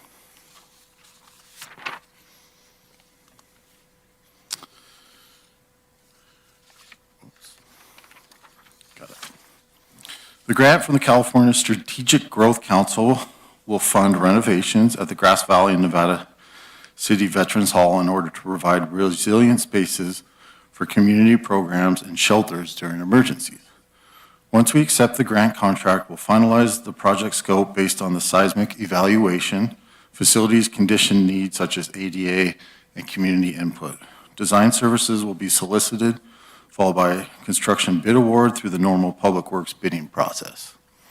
The seismic evaluation is underway in order to study possible retrofit strategies to make the buildings more structurally sound. As you can see in this slide, the California Strategic Growth Council was allocated $100 million in grant funding, and Nevada County was one of 10 agencies to be awarded this funding, with the purpose of creating shelter and service resources during emergencies. The CRC grant will fund building resiliency projects at the Grass Valley and Nevada City Veterans buildings. Grant funds will add seismic resiliency retrofits and improve accessibility and support community-based organizations that offer programs and services in the buildings. The $10 million in funding will go towards around $7.8 million to be used for structural upgrades to the buildings and around $1.4 million for admin costs, and the remainder to be used for programmatic activities. We are recommending to accept the CRC grant award in the amount of $10 million in order to proceed with the renovations that will allow these facilities to serve as emergency shelters. I'll go ahead and turn it over to Elise, and she's going to go over a little bit of the admin and budgeting and partnership aspects of this grant. Thank you, Justin, members of the board. The California Strategic Growth Council grant is state-funded and requires strong collaboration approach with the grantor, stakeholders, and the public. In order to support this approach, the collaborative stakeholder structure is required. This structure is comprised of a steering committee composed of 7 county departments, the grant partners of Freed, Center for Independent Living, Gold Country Senior Services, and Interfaith Food Ministry, 2 resident representatives, which we'll be conducting outreach for in the near future, and the Facilities Department Program Manager. This group will have quarterly meetings to ensure accountability with grant deliverables, timeline, and review of programmatic outcomes as the grant progresses over the next 5 years. Next slide. Thank you.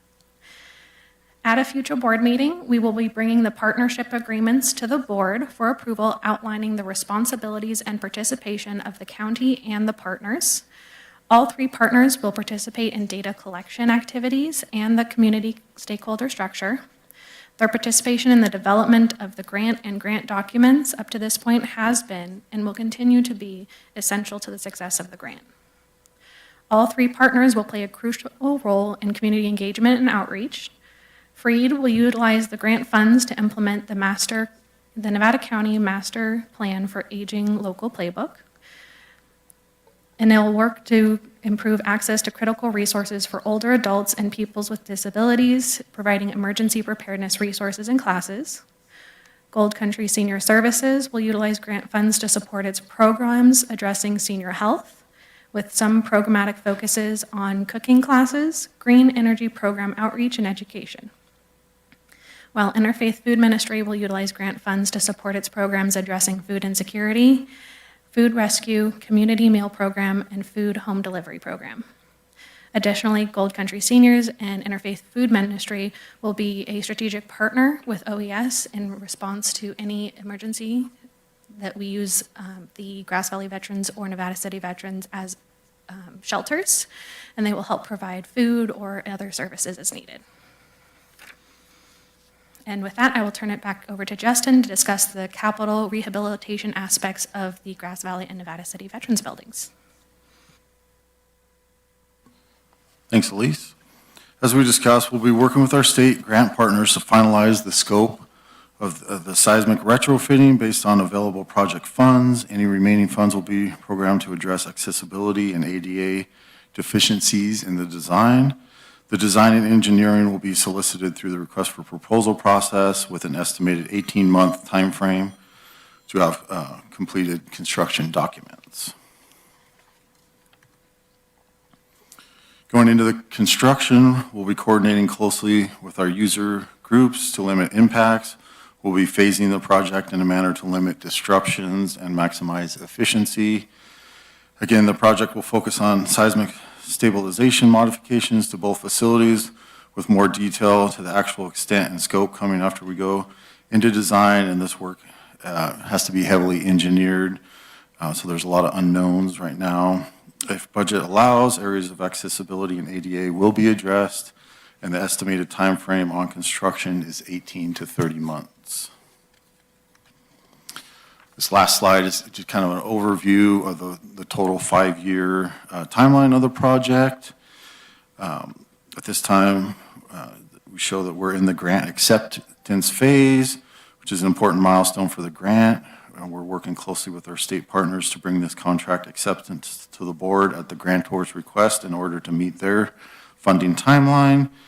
As mentioned, we're working with our state partners to evaluate the seismic study results, which has the potential to modify the scope of the project. With the uncertainty of having to incorporate these costly seismic upgrades into the project, we plan to message the board and our partners to what these impacts will be on the overall project scope and budget. These scope decisions will be incorporated into the design approach, and the design services will be solicited. And then over the course of that 18-month period, we'll get construction documents.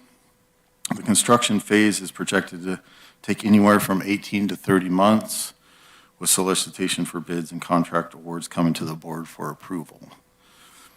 So in closing, we're asking for the board to approve and authorize the acceptance of the Strategic Growth Council Award Sustainability in the form attached hereto for the Community Resiliency Center Grant Program Award in the amount of $10 million, and authorize the chair of the board to sign the grant agreement and delegate authority to the facilities department director or designee to sign and execute all documents related to the grant acceptance and execution, including amendment or modification request.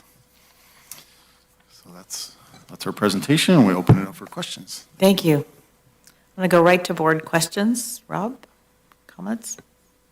Hardy? Yeah, thanks, Justin. I'm very familiar with this project, and I was honored to be part of the grant submission team when it came to that the original grant submission. And it was, huge appreciation to our nonprofit community for joining forces with the county in trying to get this, grant application. It was highly competitive, and I know it was multiple rounds of interviews and submissions and paperwork and proof of concept and all those things. So thank you for sticking with it. This was originally born out of our resiliency and sustainability ad hoc or that group of discussions, and I'm just proud to say that the state stepped up to give us some serious cash to fix these facilities up. So I'm really happy about that. There's many other facilities, one of them being our Veterans Hall in East County. Unfortunately, we don't own that facility, so we weren't able to use that grant money for that facility, and there's other places in West County too, but I'm just glad that we got the money, we're putting it together and putting it to good use. Can't wait to see what you guys do with it. I know it's a huge project, and when you stand inside that building, I can't imagine what you're gonna uncover in the construction process and engineering, so best of luck to you, and certainly keep us up to date. And I think it's very exciting for the people that provide, food insecurity and all the things that those nonprofit groups provide for us. It's gonna give them a lot of leverage. Thank you. Yeah, thank you. I know this is a daunting task. That's a very large, old building. I've been in there many, many times. The only thing I will say, and this is obviously of no fault of any of us here at the county, it's very disappointing to me that it takes 6 years to do a project like this. I mean, if this was in the private sector, this would be done in a year to 18 months. So anything we can do to expedite that through our own efforts. I know that, much of this is not in our hands. It's through the people who we get the money from and all the requirements that they put on doing something like this. But we desperately need the refrigeration for the senior center is an extremely important issue. The fact that this building's potentially going to be closed for several years impacts the community greatly because of how many people use it, and not just for events, but sporting and parking and just all the things that building means to Grass Valley and to Western County. So anything we can do to make it a little bit quicker, I would really appreciate it, but support 100% the efforts that are going into this. Thank you. Yeah, no questions, but kudos, because this was a big challenge, and to get this application in and then to be chosen. So for your committee that worked on it, and Amy, who's not here, but Amy, she did a lot of work on that. That was incredible to be accepted and have this kind of funds to do the good work it's going to do. So thank you. And thank you, Justin. Thank you. Okay, I'm going to go straight to public comment at this time. Any public comments on this item?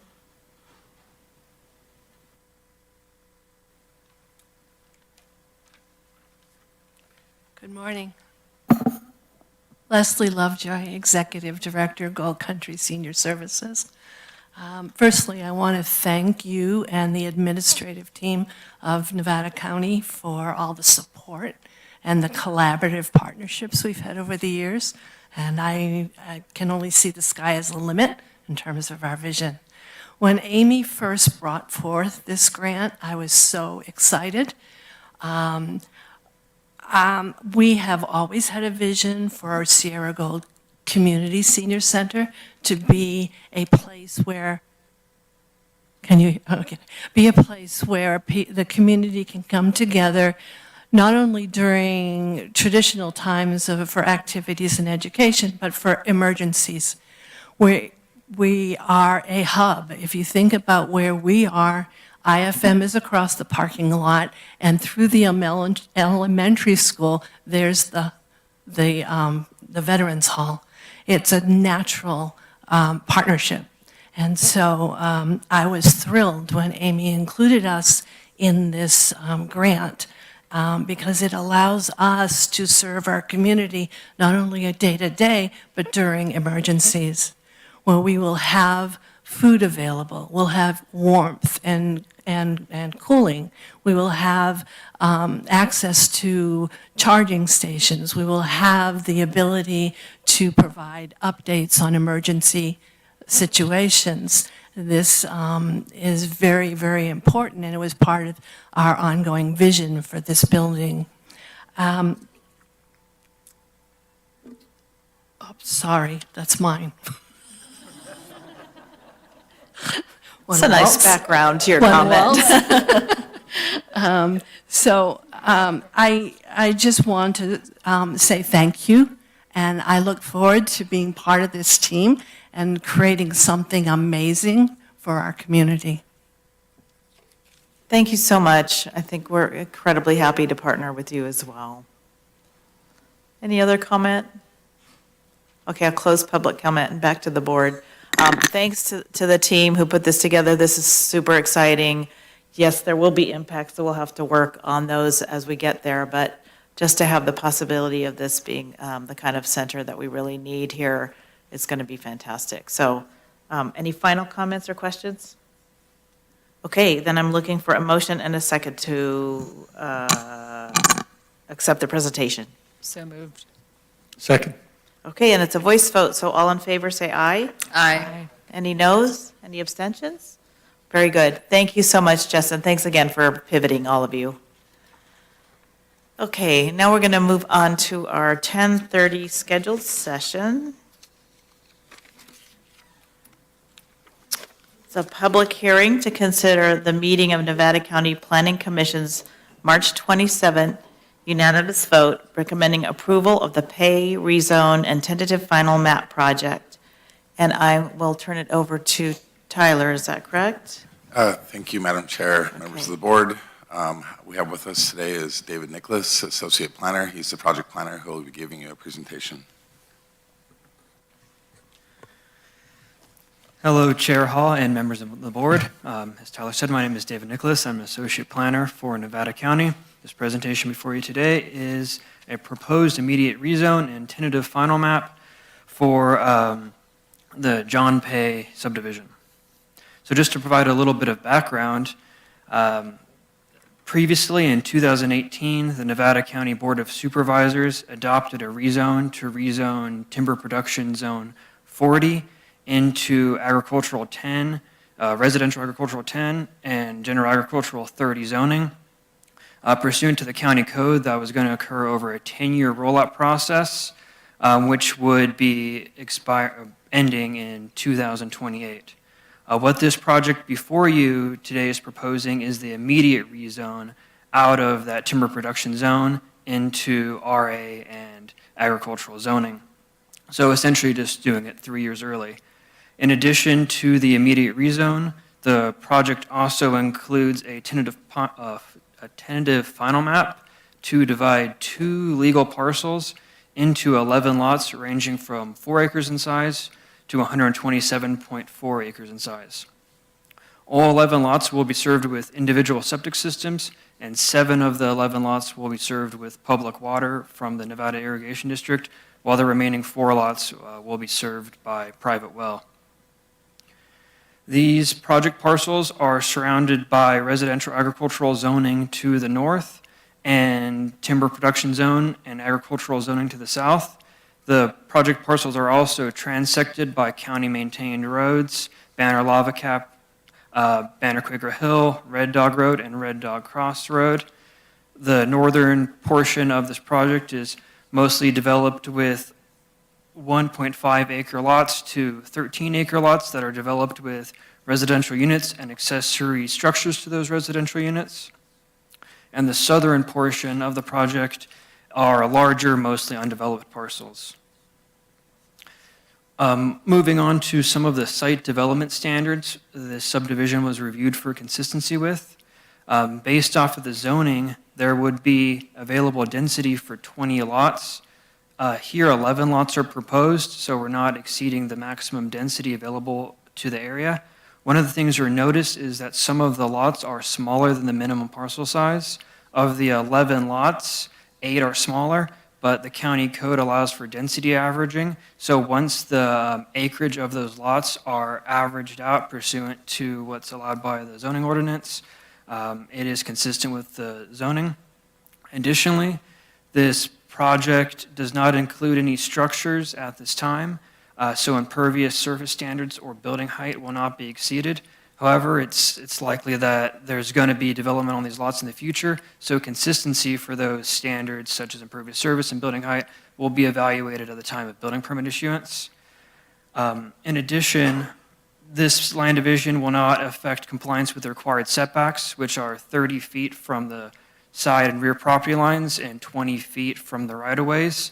This is achieved through the development of building envelopes, which all of the future development will be required to be within. And finally, all these parcels have at least 200 feet of road frontage as required by the site development standards.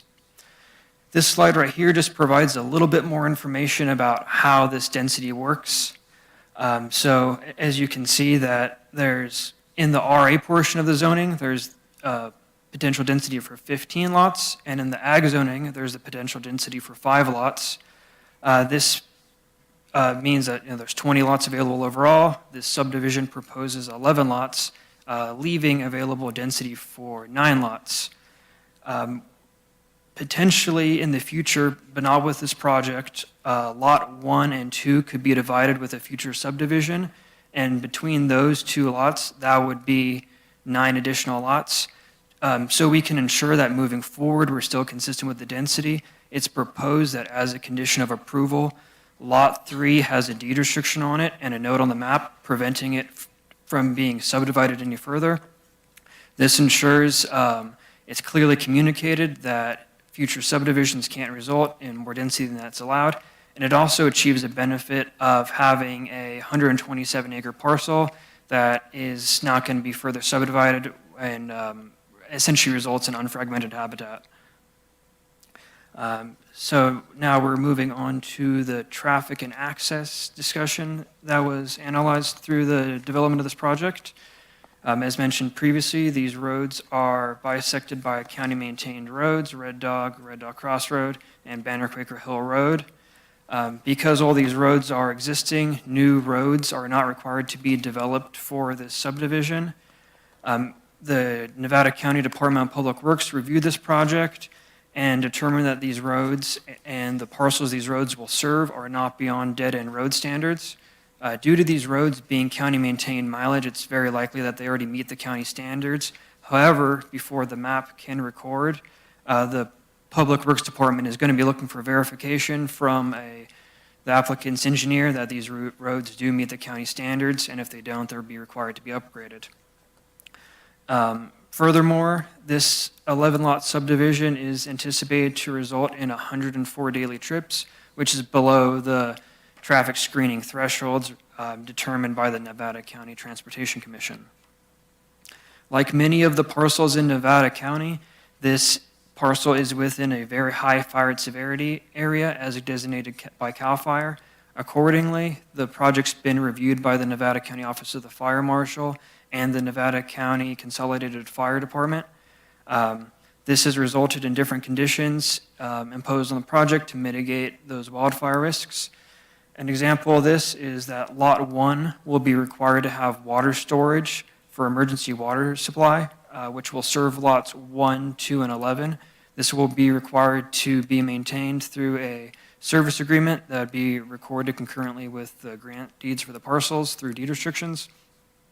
The reason why these lots needed to have that emergency water supply is because they're farther away, over 750 feet away from the fire hydrants that are on Red Dog Crossroad, which will serve lots 3 through 10 on there. To continue the wildfire discussion, on the southern part of this parcel, on the 127-acre lot referred to as Lot 3, there's concern about fire moving up that Clipper Creek Canyon. So accordingly, Lot 3 on its northern property line, which is also the southern property line of lots 4, 5, and 6, that will be required to have a 30-foot shaded fuel break. And additionally, lots 4, 5, and 6 are also required to have enhanced defensible space around the structures. So rather than the typical 100 feet of defensible space, they will be required to have 200 feet of defensible space. Like many projects and subdivisions in the county, this project was reviewed for impact to environmental resources. All of the building envelopes have been developed to avoid the non-disturbance setback of intermittent streams and seasonal drainages and the 100-foot setback of Clipper Creek. Additionally, all the building envelopes have been designed to avoid slopes steeper than 30%. There's also landmark oak woodlands and landmark oak trees on the subdivision, and all the building envelopes have been designed to avoid those protected trees. The project biologist did not identify any special status plants or animals during their biological inventory, but there is some potential for those species to exist. So there's another mitigation measure to require pre-construction surveys before the development on these parcels. Now we're moving on to the immediate rezone discussion. As previously mentioned, this rezone was approved in 2018 and included a 10-year rollout process. This project's including the immediate implementation of that rezone.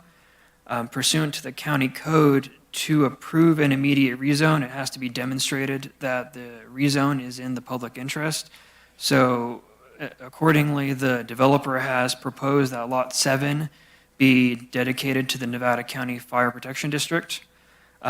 It may be used for a fire station in the future, but we left that requirement a little bit vague to give the Nevada County Consolidated Fire District the discretion to use that lot to benefit themselves as they deem suitable.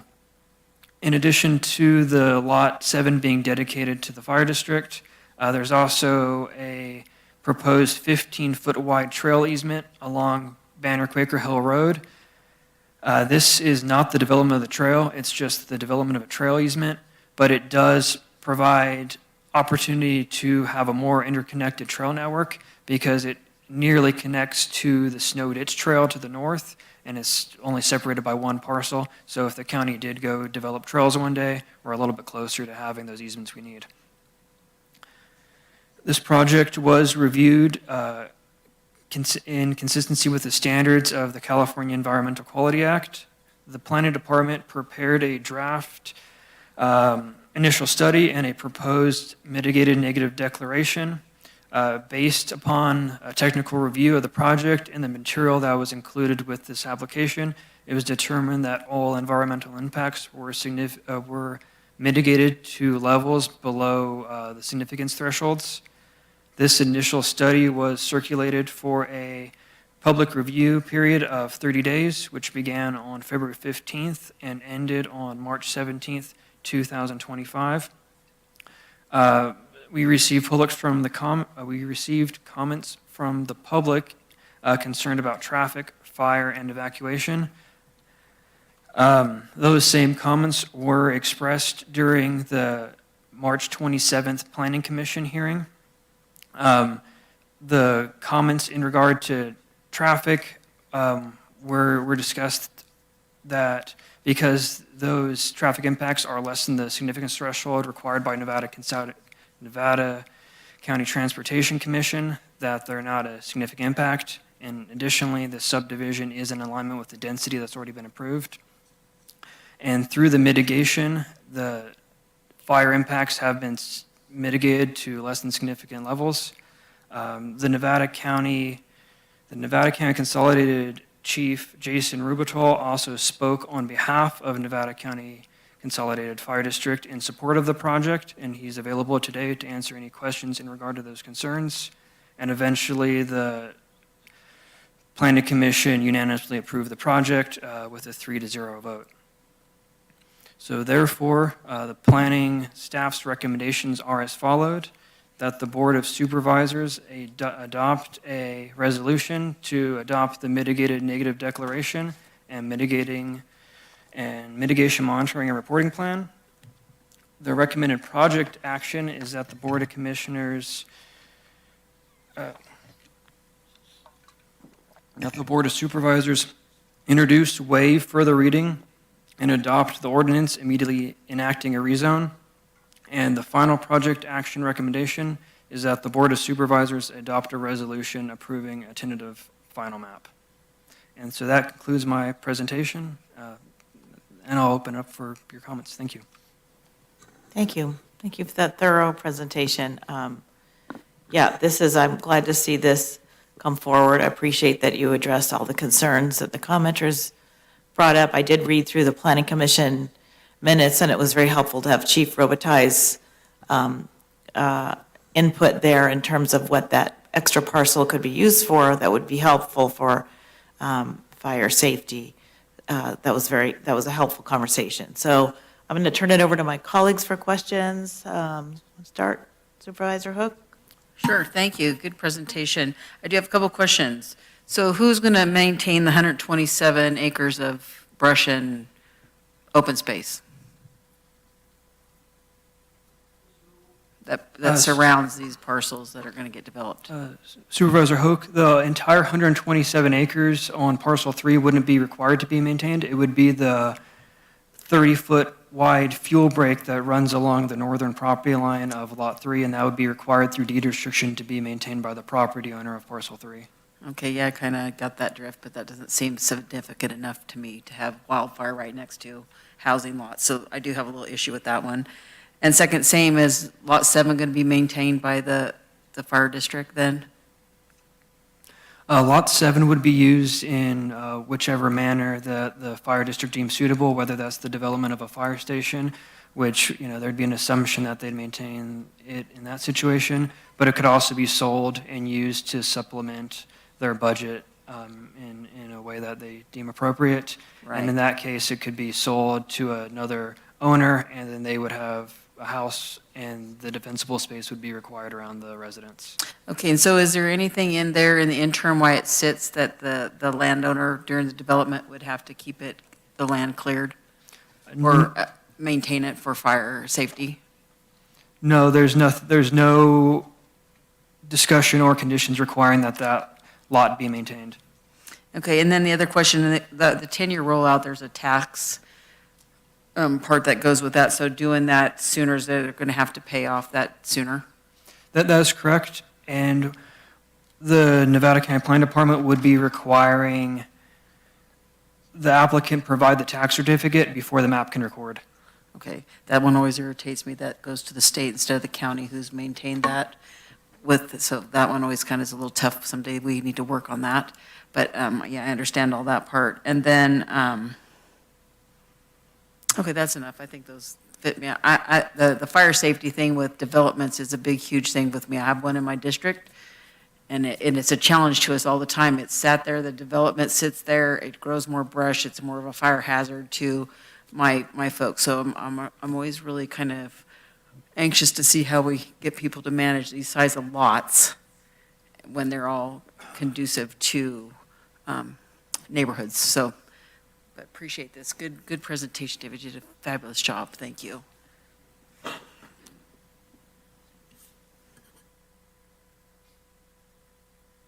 Yeah, thank you. Good presentation. And I'm familiar with those lots. I talked to staff about District 1 and 5 about each other right there. So we've had other zoning changes related to District 5 parcels. Some of the concerns that Supervisor Hook mentioned, I also share.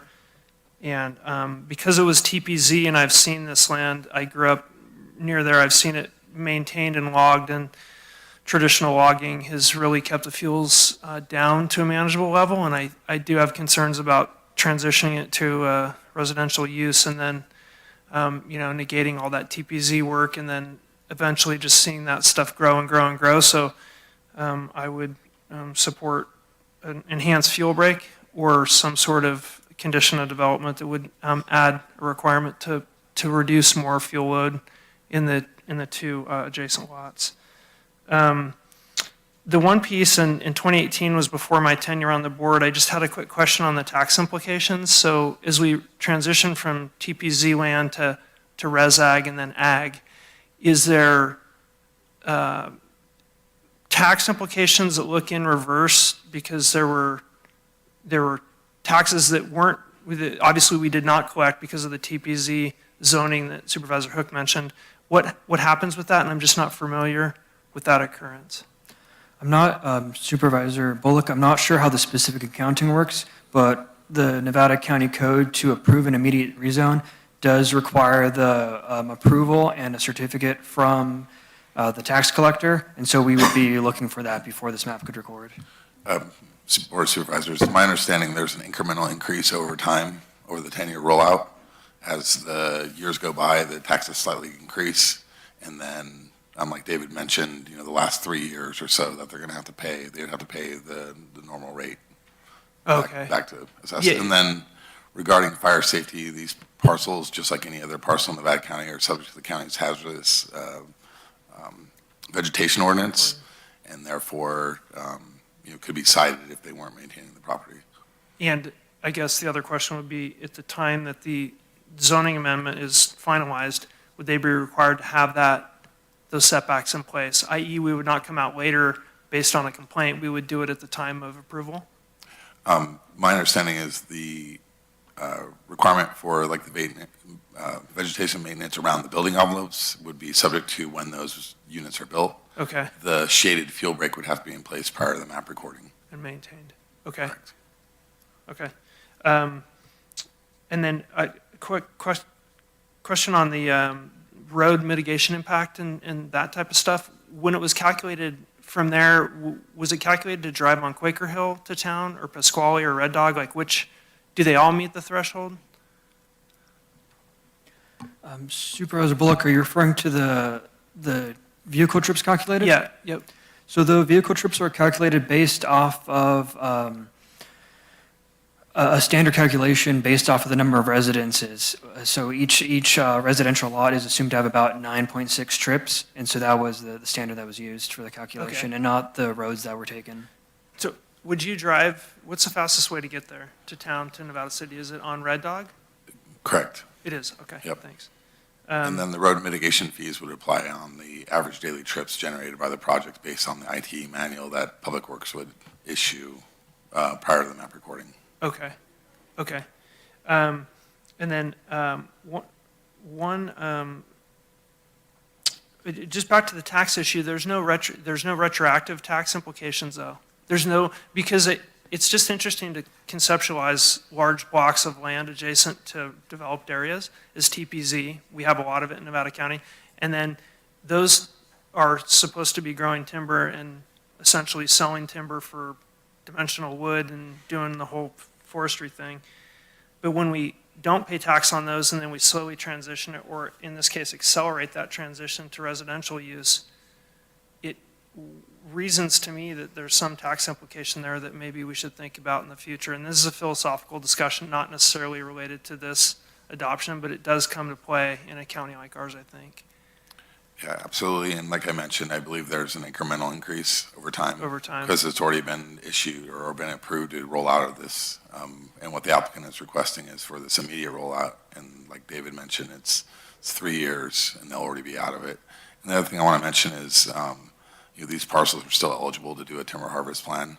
They just don't have that tax break as being a TPZ parcel. They're still eligible to get a timber harvest plan from CAL FIRE. And harvest the timber on it, especially the larger parcels. Okay. Yeah, and then cannabis grow on which parcels? I'm sorry, which parcels would it be allowed to cultivate cannabis on?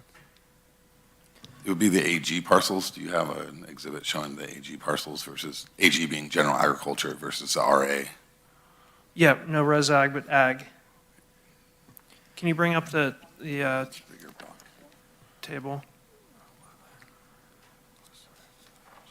Or just the parcel? It's just tab? rezoning at this point. There's no building yet, right? But there will be. Yeah, okay. And so it's, Keep it focused on do you have anything that shows a map? Do you know which lots those are? So this is basically. Okay, so let them know that. Just total acres of ag? Yes, so the main lot is just going to be Lot 3, which is mainly that 127-acre lot. Okay. Which is, so you could be subdivided further, 1 and 3 can be further subdivided? Lots 1 and 2, they can be potentially subdivided, but the 127-acre Lot 3 couldn't be subdivided any further. Can't, okay, thank you. Yeah, thank you for that. I just had a couple clarifying questions. I think they got answered on the tax questions. There's sales tax that are associated with timber harvesting, I assume, and then there's property tax. Property tax, in theory, is going to go up because residential is typically valued higher, whereas there's a loss of sales tax, so it's kind of confusing, but it sounds like at the end we're getting to the same point.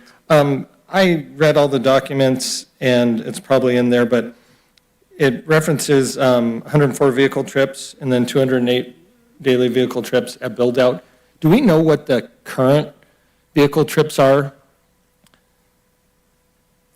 on that same area? I'm guessing it's in the thousands maybe, but.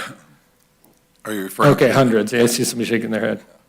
Are you referring to the average daily trips? Yeah. So if this is adding 104 vehicle trips and then a build-out 208, I'm just curious, and I'm not able to find it quickly here, what the current average daily trips is for that road. We might have to look it up. Yeah, David sorry, knows I it offhand. threw that on you. I could take a moment to look it up if you like. Do you even have a ballpark, like is this doubling it or? Okay. No, I'm not sure what it is. Okay. I'll keep looking and, okay. That's really all I had. Yeah, thanks. Okay, and then I'll ask for more questions, yeah. No, this is good questions, a good conversation. This is, to me, sort of a classic case of we need to build more homes in this county. And yet, we are in the WUI, and we have these fire dangers and always the issue of traffic. So this is one of those where we're having to weigh and balance this. So to my mind, we're allowing the owner to split it and sell it and build some homes, 9 homes, I think, altogether. That's it. And then as we do this, we're instituting new requirements. So the homeowners themselves are going to have to do vegetation management. The building standards are now getting tighter for wildfire safety. The insurance costs are going to require them to do clearing around their home. We've got a fire break coming in, and we're going to be assessing those roads and the shoulders of the roads, and that's going to be part of evacuation studies. So I feel like that's the best balance we can do in this county, is allow more homes to be built because we need them, do the rezoning to allow that, and then make sure we're instituting the extra requirements to keep the fire safety issue down as best we can, even though obviously this is still out in the woods. So I'm mindful of all of those issues and supportive of this project because there are all these other steps being taken. Hardy, you had another question? Yeah, just quickly, I was just wondering if Red Dog Road and Quaker Hill, if the homeowners in that area had direct outreach. I mean, obviously there's a public notice, but you've probably talked to them several times. Just wondering if you could summarize. You said there were 3 concerns. It doesn't sound like much for all the people that live there, and that's great. Just curious. Yes, Supervisor. Because this had a rezone, the timber production zone, the county code requires us to do a 1-mile notice, so we notified about 450 people in the surrounding area, including the regular public notice of the people within 500 feet. And the comments we received were in regard to traffic and evacuation and fire concerns. Anything else? Were you wanting to provide additional information to Supervisor Tucker, or is that going to come later? It's not detailed in the initial study about what the average daily trips are for these roads, so we'd have to go back and get that information from Public Works. Okay, but I would imagine it's not, well, at the bottom, I guess it depends on where you're looking, so I don't want to guess. Okay. Correct, but I would imagine it's in the thousands of daily trips. Okay. Any other, okay, I'm going to open it up to public comment at this point, and then we'll come back for final questions. Michael Taylor, District 1. I think that was a great presentation. My recommendation would be to accept the project based on the staff's recommendations. I would, if the applicant is asking, I would give him the option to make it exempt from cannabis, not a requirement. I would just say that if the owner wants it exempt, that would be part of the process. I wanted to point out what's kind of disappointing to me is that these guys have been working on this for years. One, it's taken this long. 2, that the Planning Commission, only 3 showed up.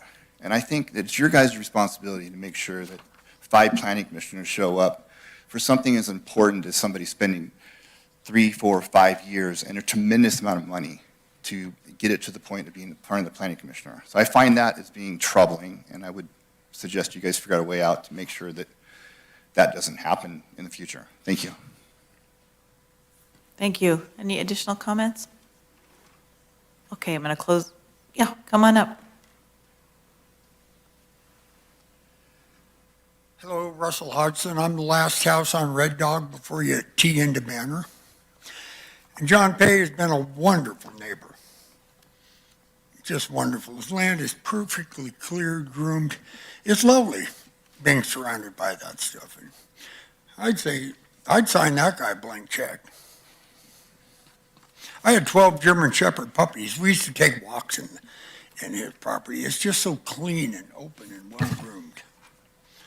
Yeah, fantastic neighbor. Anyway, thank you. Thank you, sir. All right, we will close public comment and bring it back for any final comments or questions from the board. Yeah, thanks for your, Chair Hall, thanks for summarizing that, and I do indeed support building new homes and places for people to live. I just think we have so much TPZ around town that if we don't ask these questions, it's going to come up again, and it's our responsibility to ask those questions. So definitely supportive of it, definitely supportive of cannabis where that's applicable based on the current ordinance we have.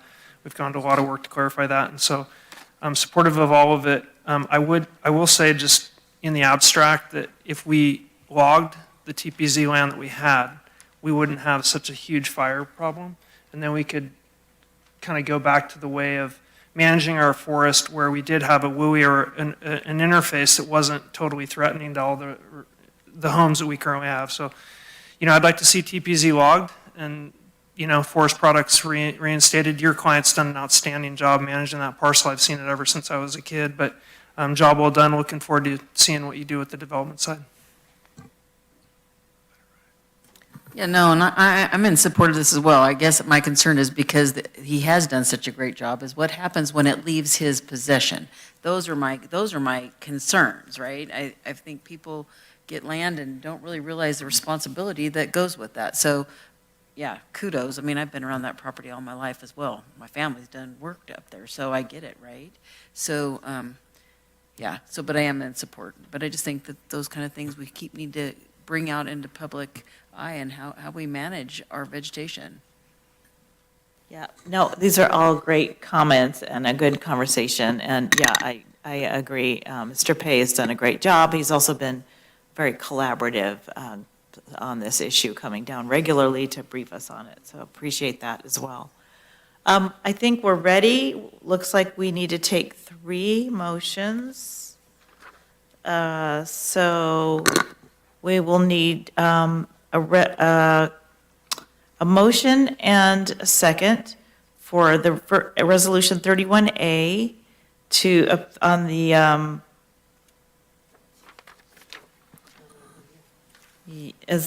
the amend, it's not the public hearing. It's the environmental document, Say that again? the mitigated negative declaration. Okay, thank you. Motion and a second, please. Do we have to close the public hearing first? I thought I did. Close the public hearing. Thank you. I'll move to adopt the mitigated negative declaration.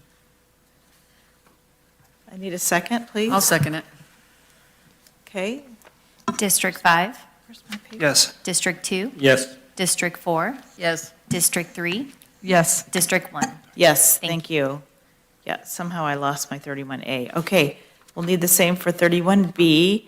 A motion and a second for an ordinance immediately enacting a rezone that was previously approved by ordinance 2453 to occur over a 10-year rollout period. Do I hear a motion?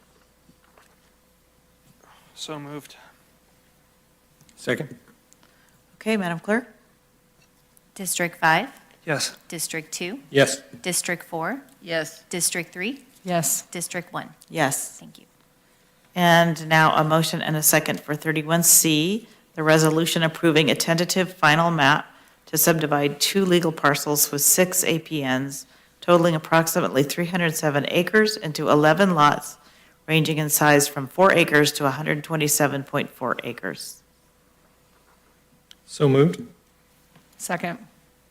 Madam Clerk? District 5? Yes. District 2? Yes. District 4? Yes. District 3? Yes. District 1? Yes. Thank you. Thank you. Congratulations. Please tell Mr. Pei he's got it done. We have 2 items left. We have a closed session and we have announcements. Can we do announcements first? Run through those pretty quick, maybe? Anybody want to go first? I'll go first quickly.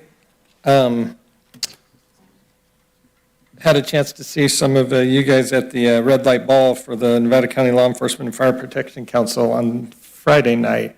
That was a great event, my first time attending, and had a good time there. Attended, aside from the usual constituent meetings and commissions, had a chance to attend the Rural Housing Authority, Regional Housing Authority meeting. And I think I shared with Supervisor Swarthout that they passed a resolution commending you for your service and thanking you for that. And Sue can probably, may want to add some on the good stuff they got going on, but they did pass a vote that Lake County is going to join is moving forward and joining the Regional Housing Authority. So that was that. That's about it for now.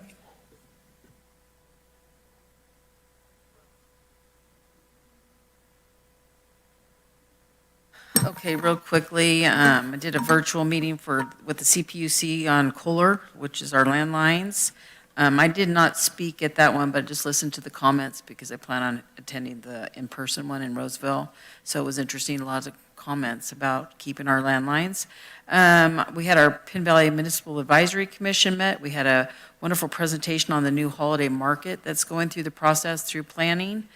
And there'll be some more information in that when it comes about. It's going to be a definite beautiful building, and that's going to serve the Penn Valley area very well. It's going to go from being a little 12,900 square feet to 31,000 square feet with the meat market and bakery and all kinds of stuff. So it really be wonderful for a little community. And Holiday Market actually is an employee-owned business, and so they really kind of cater to the small areas. It's really great. So had LAFCO meeting.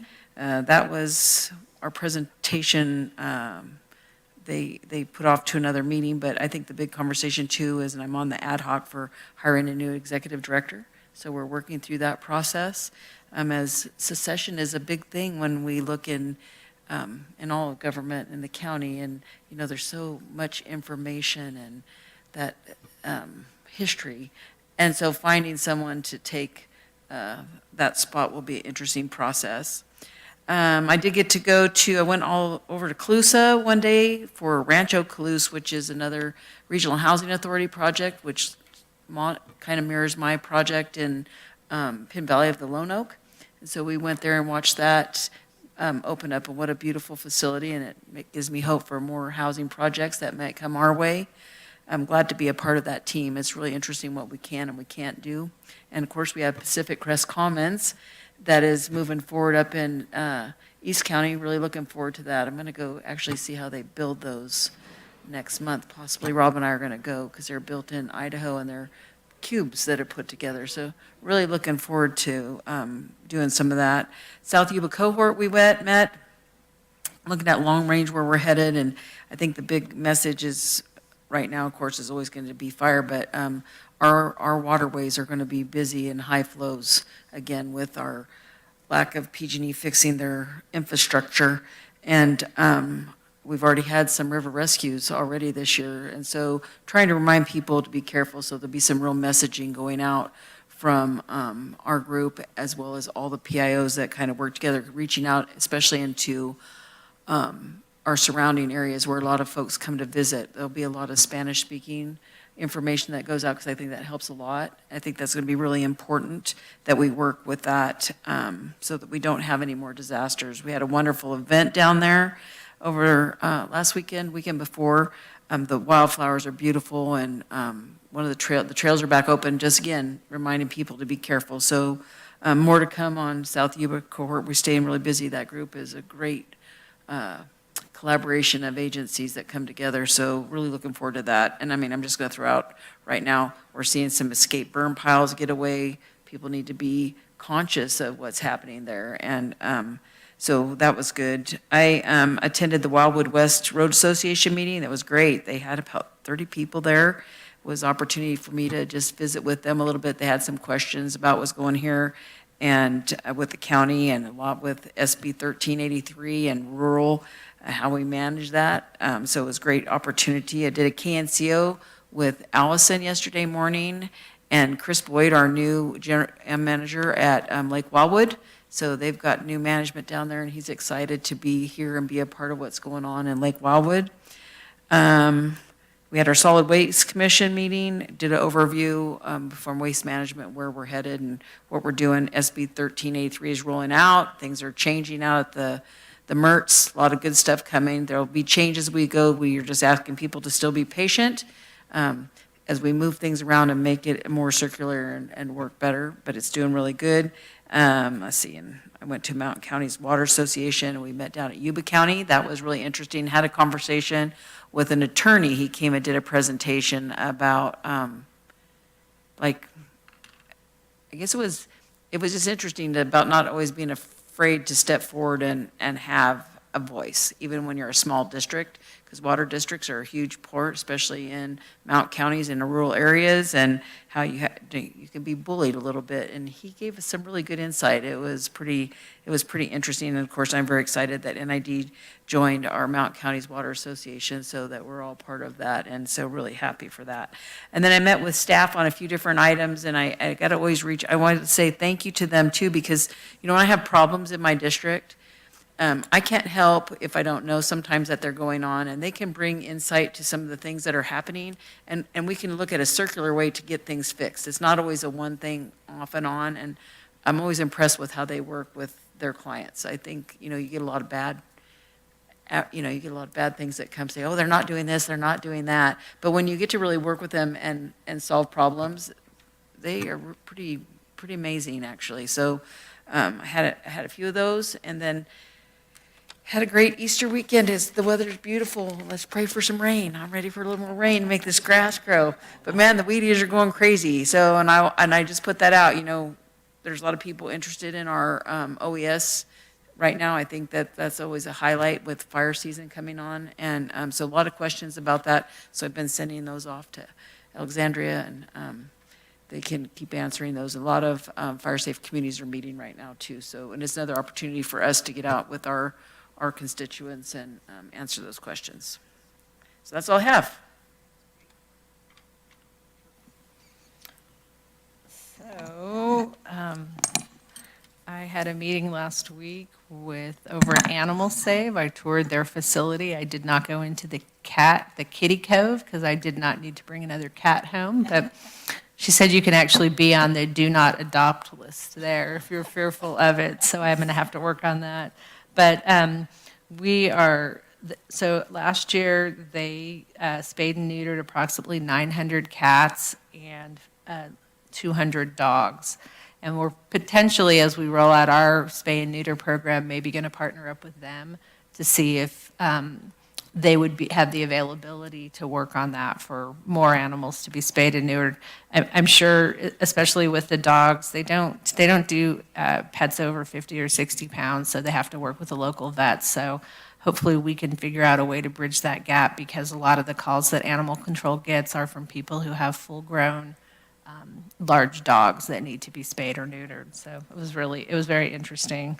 I attended the LAFCO meeting also last week. It was the shortest meeting I think I've been at in a really long time, half an hour. We did approve the budget, and it's about a 10% increase this year for all of the agencies.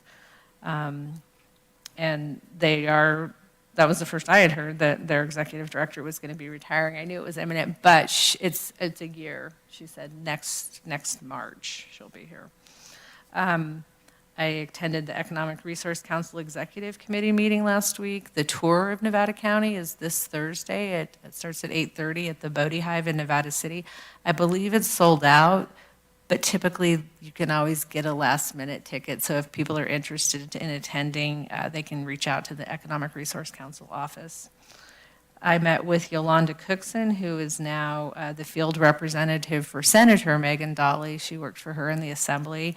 Just talked all things kind of district, and kind of interested in what the senator's priorities are right now. She's working very closely on the rural schools issue, especially seeing how the federal government did not appropriate money for the rural schools granting that goes to communities that have a lot of Tahoe National Forest and BLM land. So trying to figure that one out. I also attended the Red Light Ball. It was a really nice event this year. It was held at the Center for the Arts, and I think everybody had a great time. On Saturday, I did a tour of the In Concert Sierra, their building. I hadn't been over there since they did their groundbreaking last year. Very impressive as to what they're doing. Really lofty goals.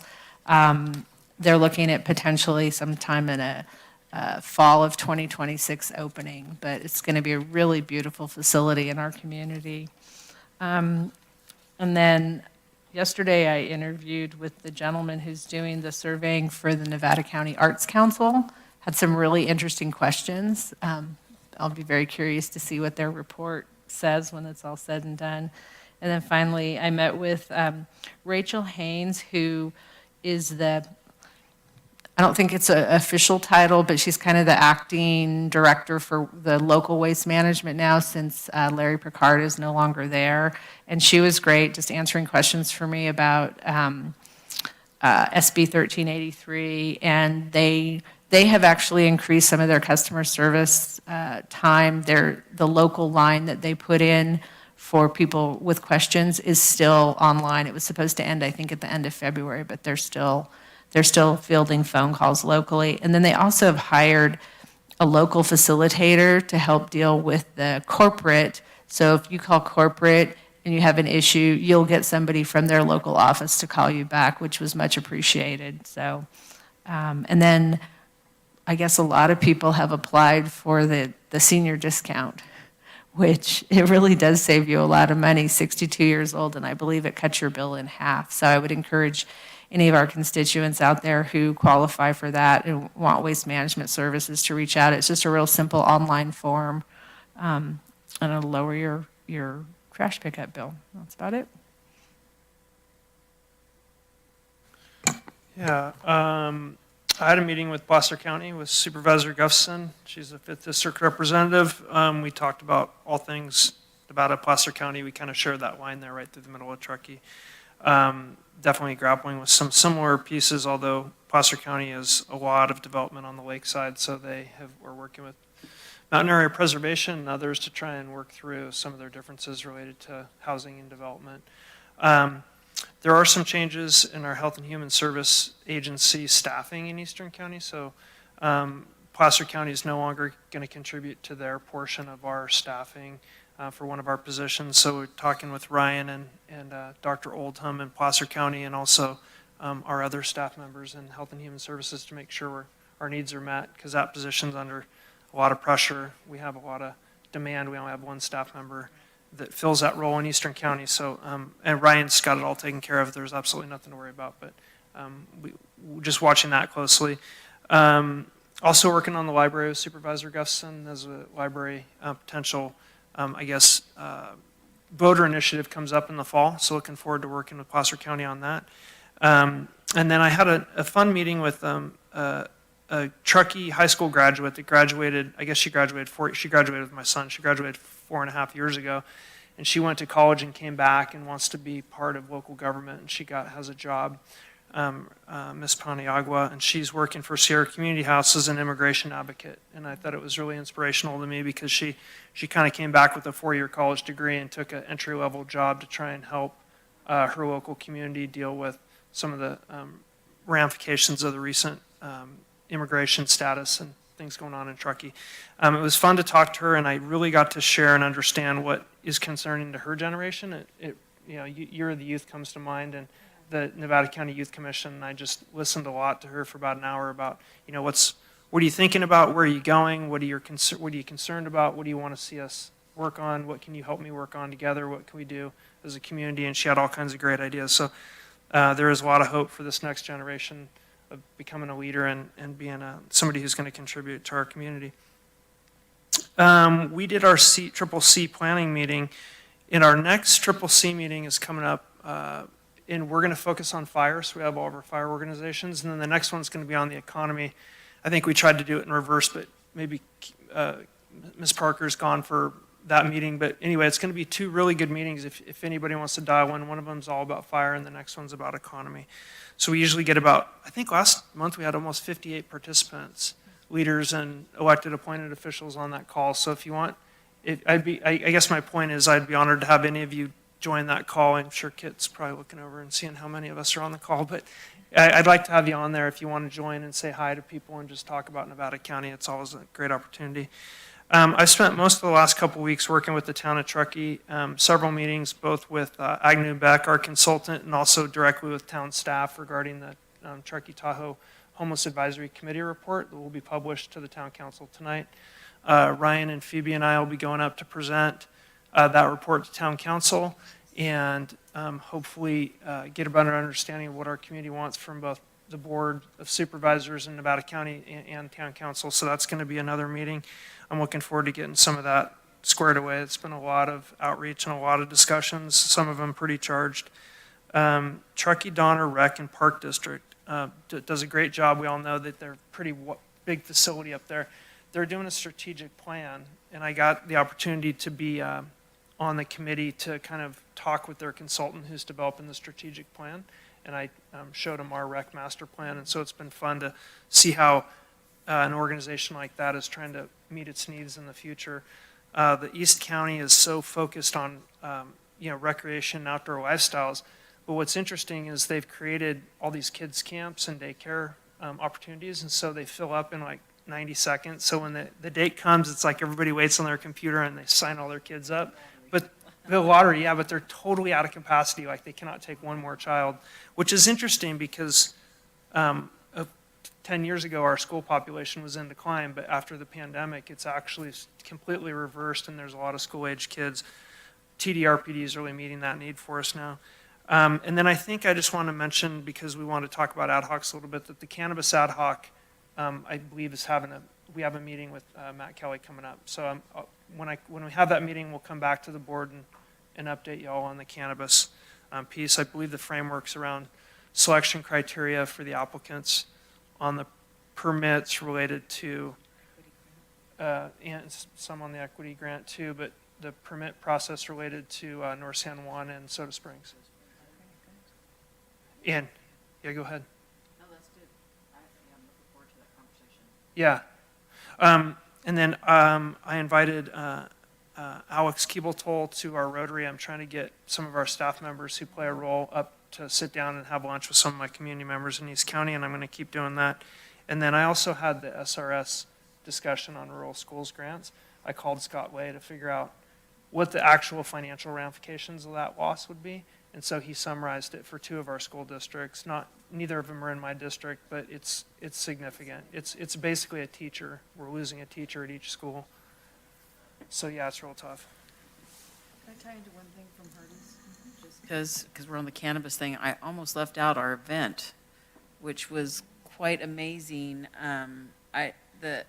Our staff, we hosted the Central Coast Cannabis Program Forum, and it was quite a highlight. We had people from San Diego, Trinity, all over. And I just want to, because we would talk about cannabis and how the ad hoc has to still continue to work, but these folks were so impressed with what Nevada County is doing. They all took information home. Wish we'd have done it that way.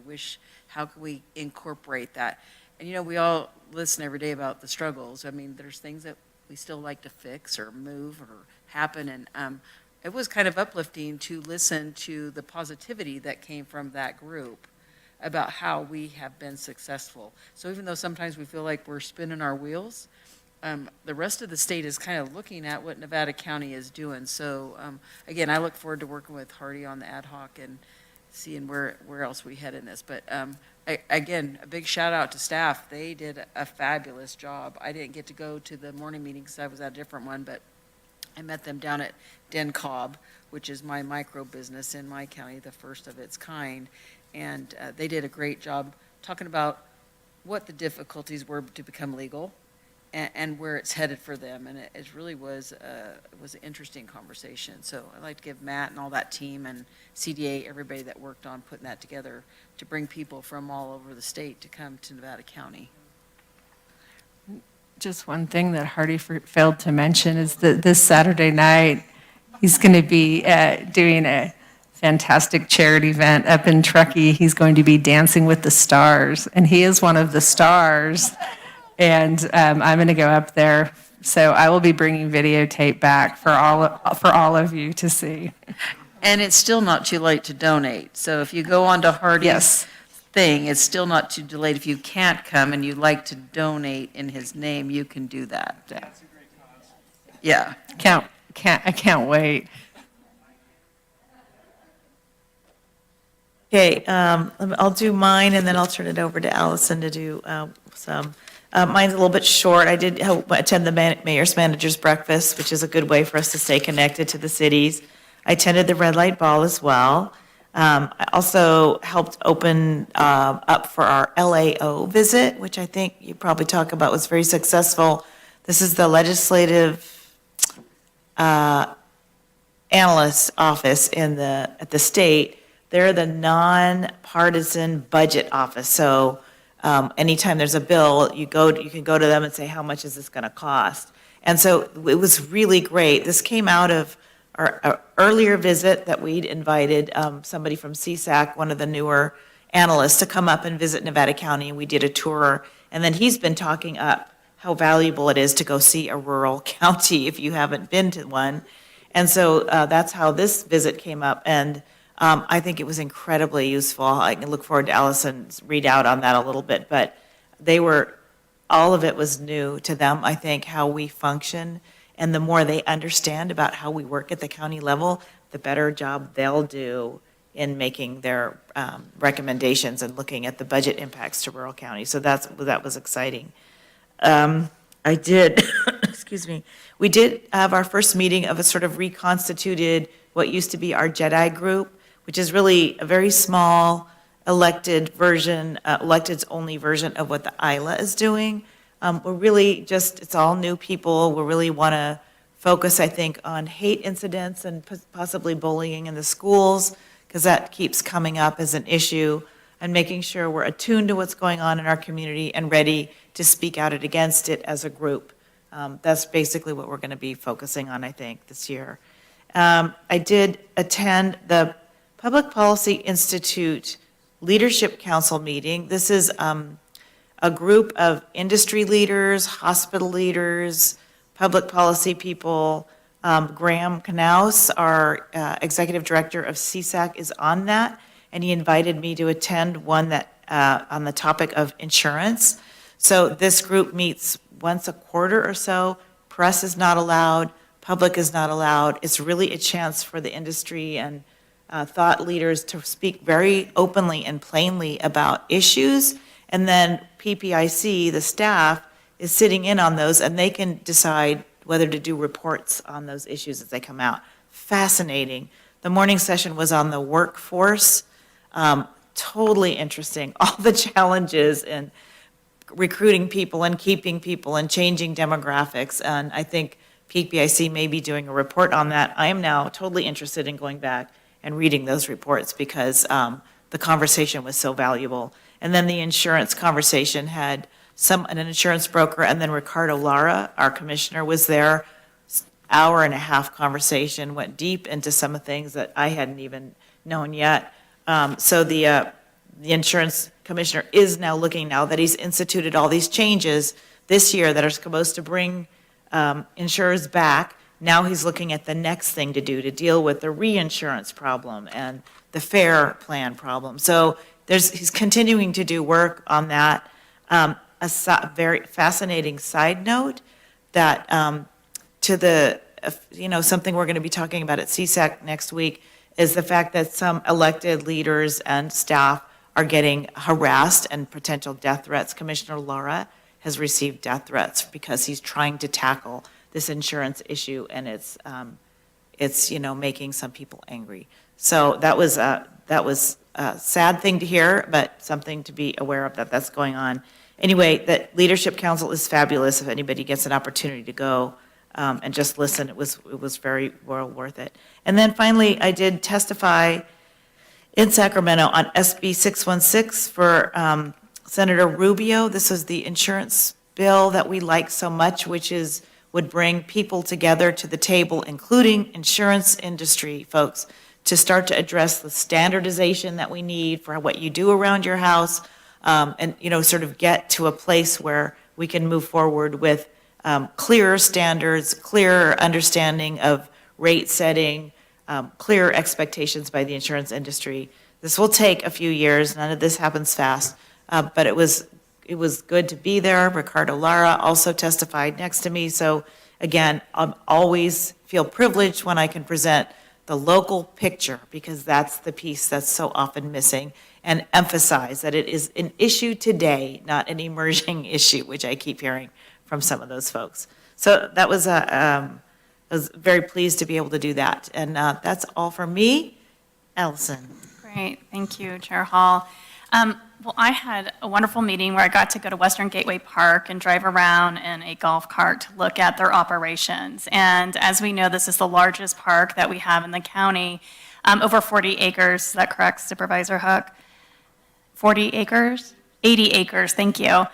But what really stood out to me was very impressed with their new chair, and that's Brandon Linzen. And he is working with community groups, all volunteer-driven, for park programming. So you have the Pickleball Association that is really leading the way in finding grants and funding for new pickleball courts. You have the dog park volunteers who are really there fundraising and making sure that those services are provided. Everything to the mountain bike bonk and supporting their Gravity Park for mountain bike. They also received, as we know, a state grant, which the board was instrumental on in providing gap funding, and that is moving forward. And then there's been a lot of attention in terms of the creek crossing, which is important for the softball. And that is going to be under construction starting in June. So they've already done a lot of work prepping for that. That'll be moved forward in June and hopefully by the end of the summer completed. The Legislative Analyst's Office did come to visit Nevada County, really proud of the work of staff and being a model rural county. The reason why that meeting was so important is for everything that Chair Hall mentioned, but when policy is set at the state level, we hear time after time that does not translate to rural communities. Today we had a discussion on housing. That looks very different in Nevada County when we're talking about the wildfire interface in terms of zoning, as if you were compared if you're making the same decisions on housing in the Bay Area. So having state staff here to really understand how that translates to rural communities was really important as they move forward in terms of doing their analysis and recommendations at a state level. So I want to thank Carissa, who did an outstanding job of really helping us tell that story. It was a very full day, and I felt it was very informative and successful. Mayors and managers was last week. We had a focus on community facilities, all the great work that Nevada City is doing with Miners Foundry. We talked about also community engagement and how we could support our public having meaningful contributions in public meetings. Red Light Ball was wonderful. It was great to support law enforcement and fire. I also want to have 3 announcements that were forward-looking. We have the Youth Commission's Fun in the Foothills event this Saturday at Sierra College from 3 to 6. So I encourage board members and the public to come out and support our Youth Commission. We also are doing the community garden at the Rude Government Center again. And so that's underway, and that's located out by the jail. Really want to give kudos to Full Circle Community Garden, who is really leading that effort, all volunteer. Our office is going to have a plot, and so I encourage other offices to have a plot as well. And the public, if they're interested in participating, they could contact Full Circle Community Garden at gmail.com to come out and volunteer and to participate. And then finally, our Youth Commission applications for next fiscal year, they're due this Friday. So we've gotten a great response, but we do encourage others to submit an application. It's really important that we have a diverse commission that represents all the districts of the county and all the high schools. And so looking forward in terms of bringing recommendations to the board at the June meeting, where our Youth Commission will also be bringing their recommendations that they've worked on this past year. And then my husband and I are going to go and cheer Supervisor Bullock on Saturday. And thank you for supporting nonprofits, but also thank you for making government cool. So don't let us down, a lot of pressure. And I'm with Lisa, we'll take video and make sure we come back and report out. So sorry, I'm going to miss that. I will definitely donate. All right, we're going to go into closed session, and then we'll simply come out to close the meeting. So we're basically done for the public. Yes, Kit, could you please read us into closed session, and then I'll do a public comment on that. Okay, correct. So pursuant to the agenda, that we're requesting a closed session regarding real property negotiations. However, I want to correct for the minutes, the negotiator for the county is going to be Ryan Groover. It incorrectly identifies Ariel Lovett. There's 3 properties that are under negotiation. Those are as listed in the agenda. Thank you. All right, thank you. Any public comment on that? Okay, I'll close public comment. And we're going into closed session. Thank you.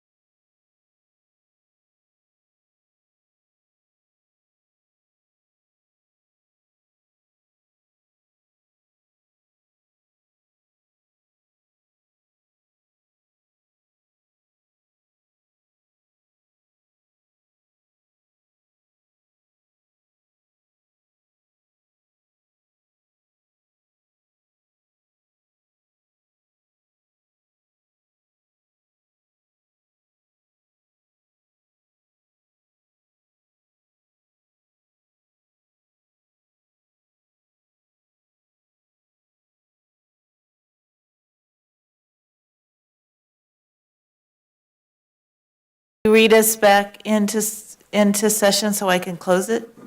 Yes, absolutely. So there were, of the three properties, the property on Old Tunnel Road and on South Auburn Street, direction was given to staff, and the last property on Colfax Avenue, information was provided.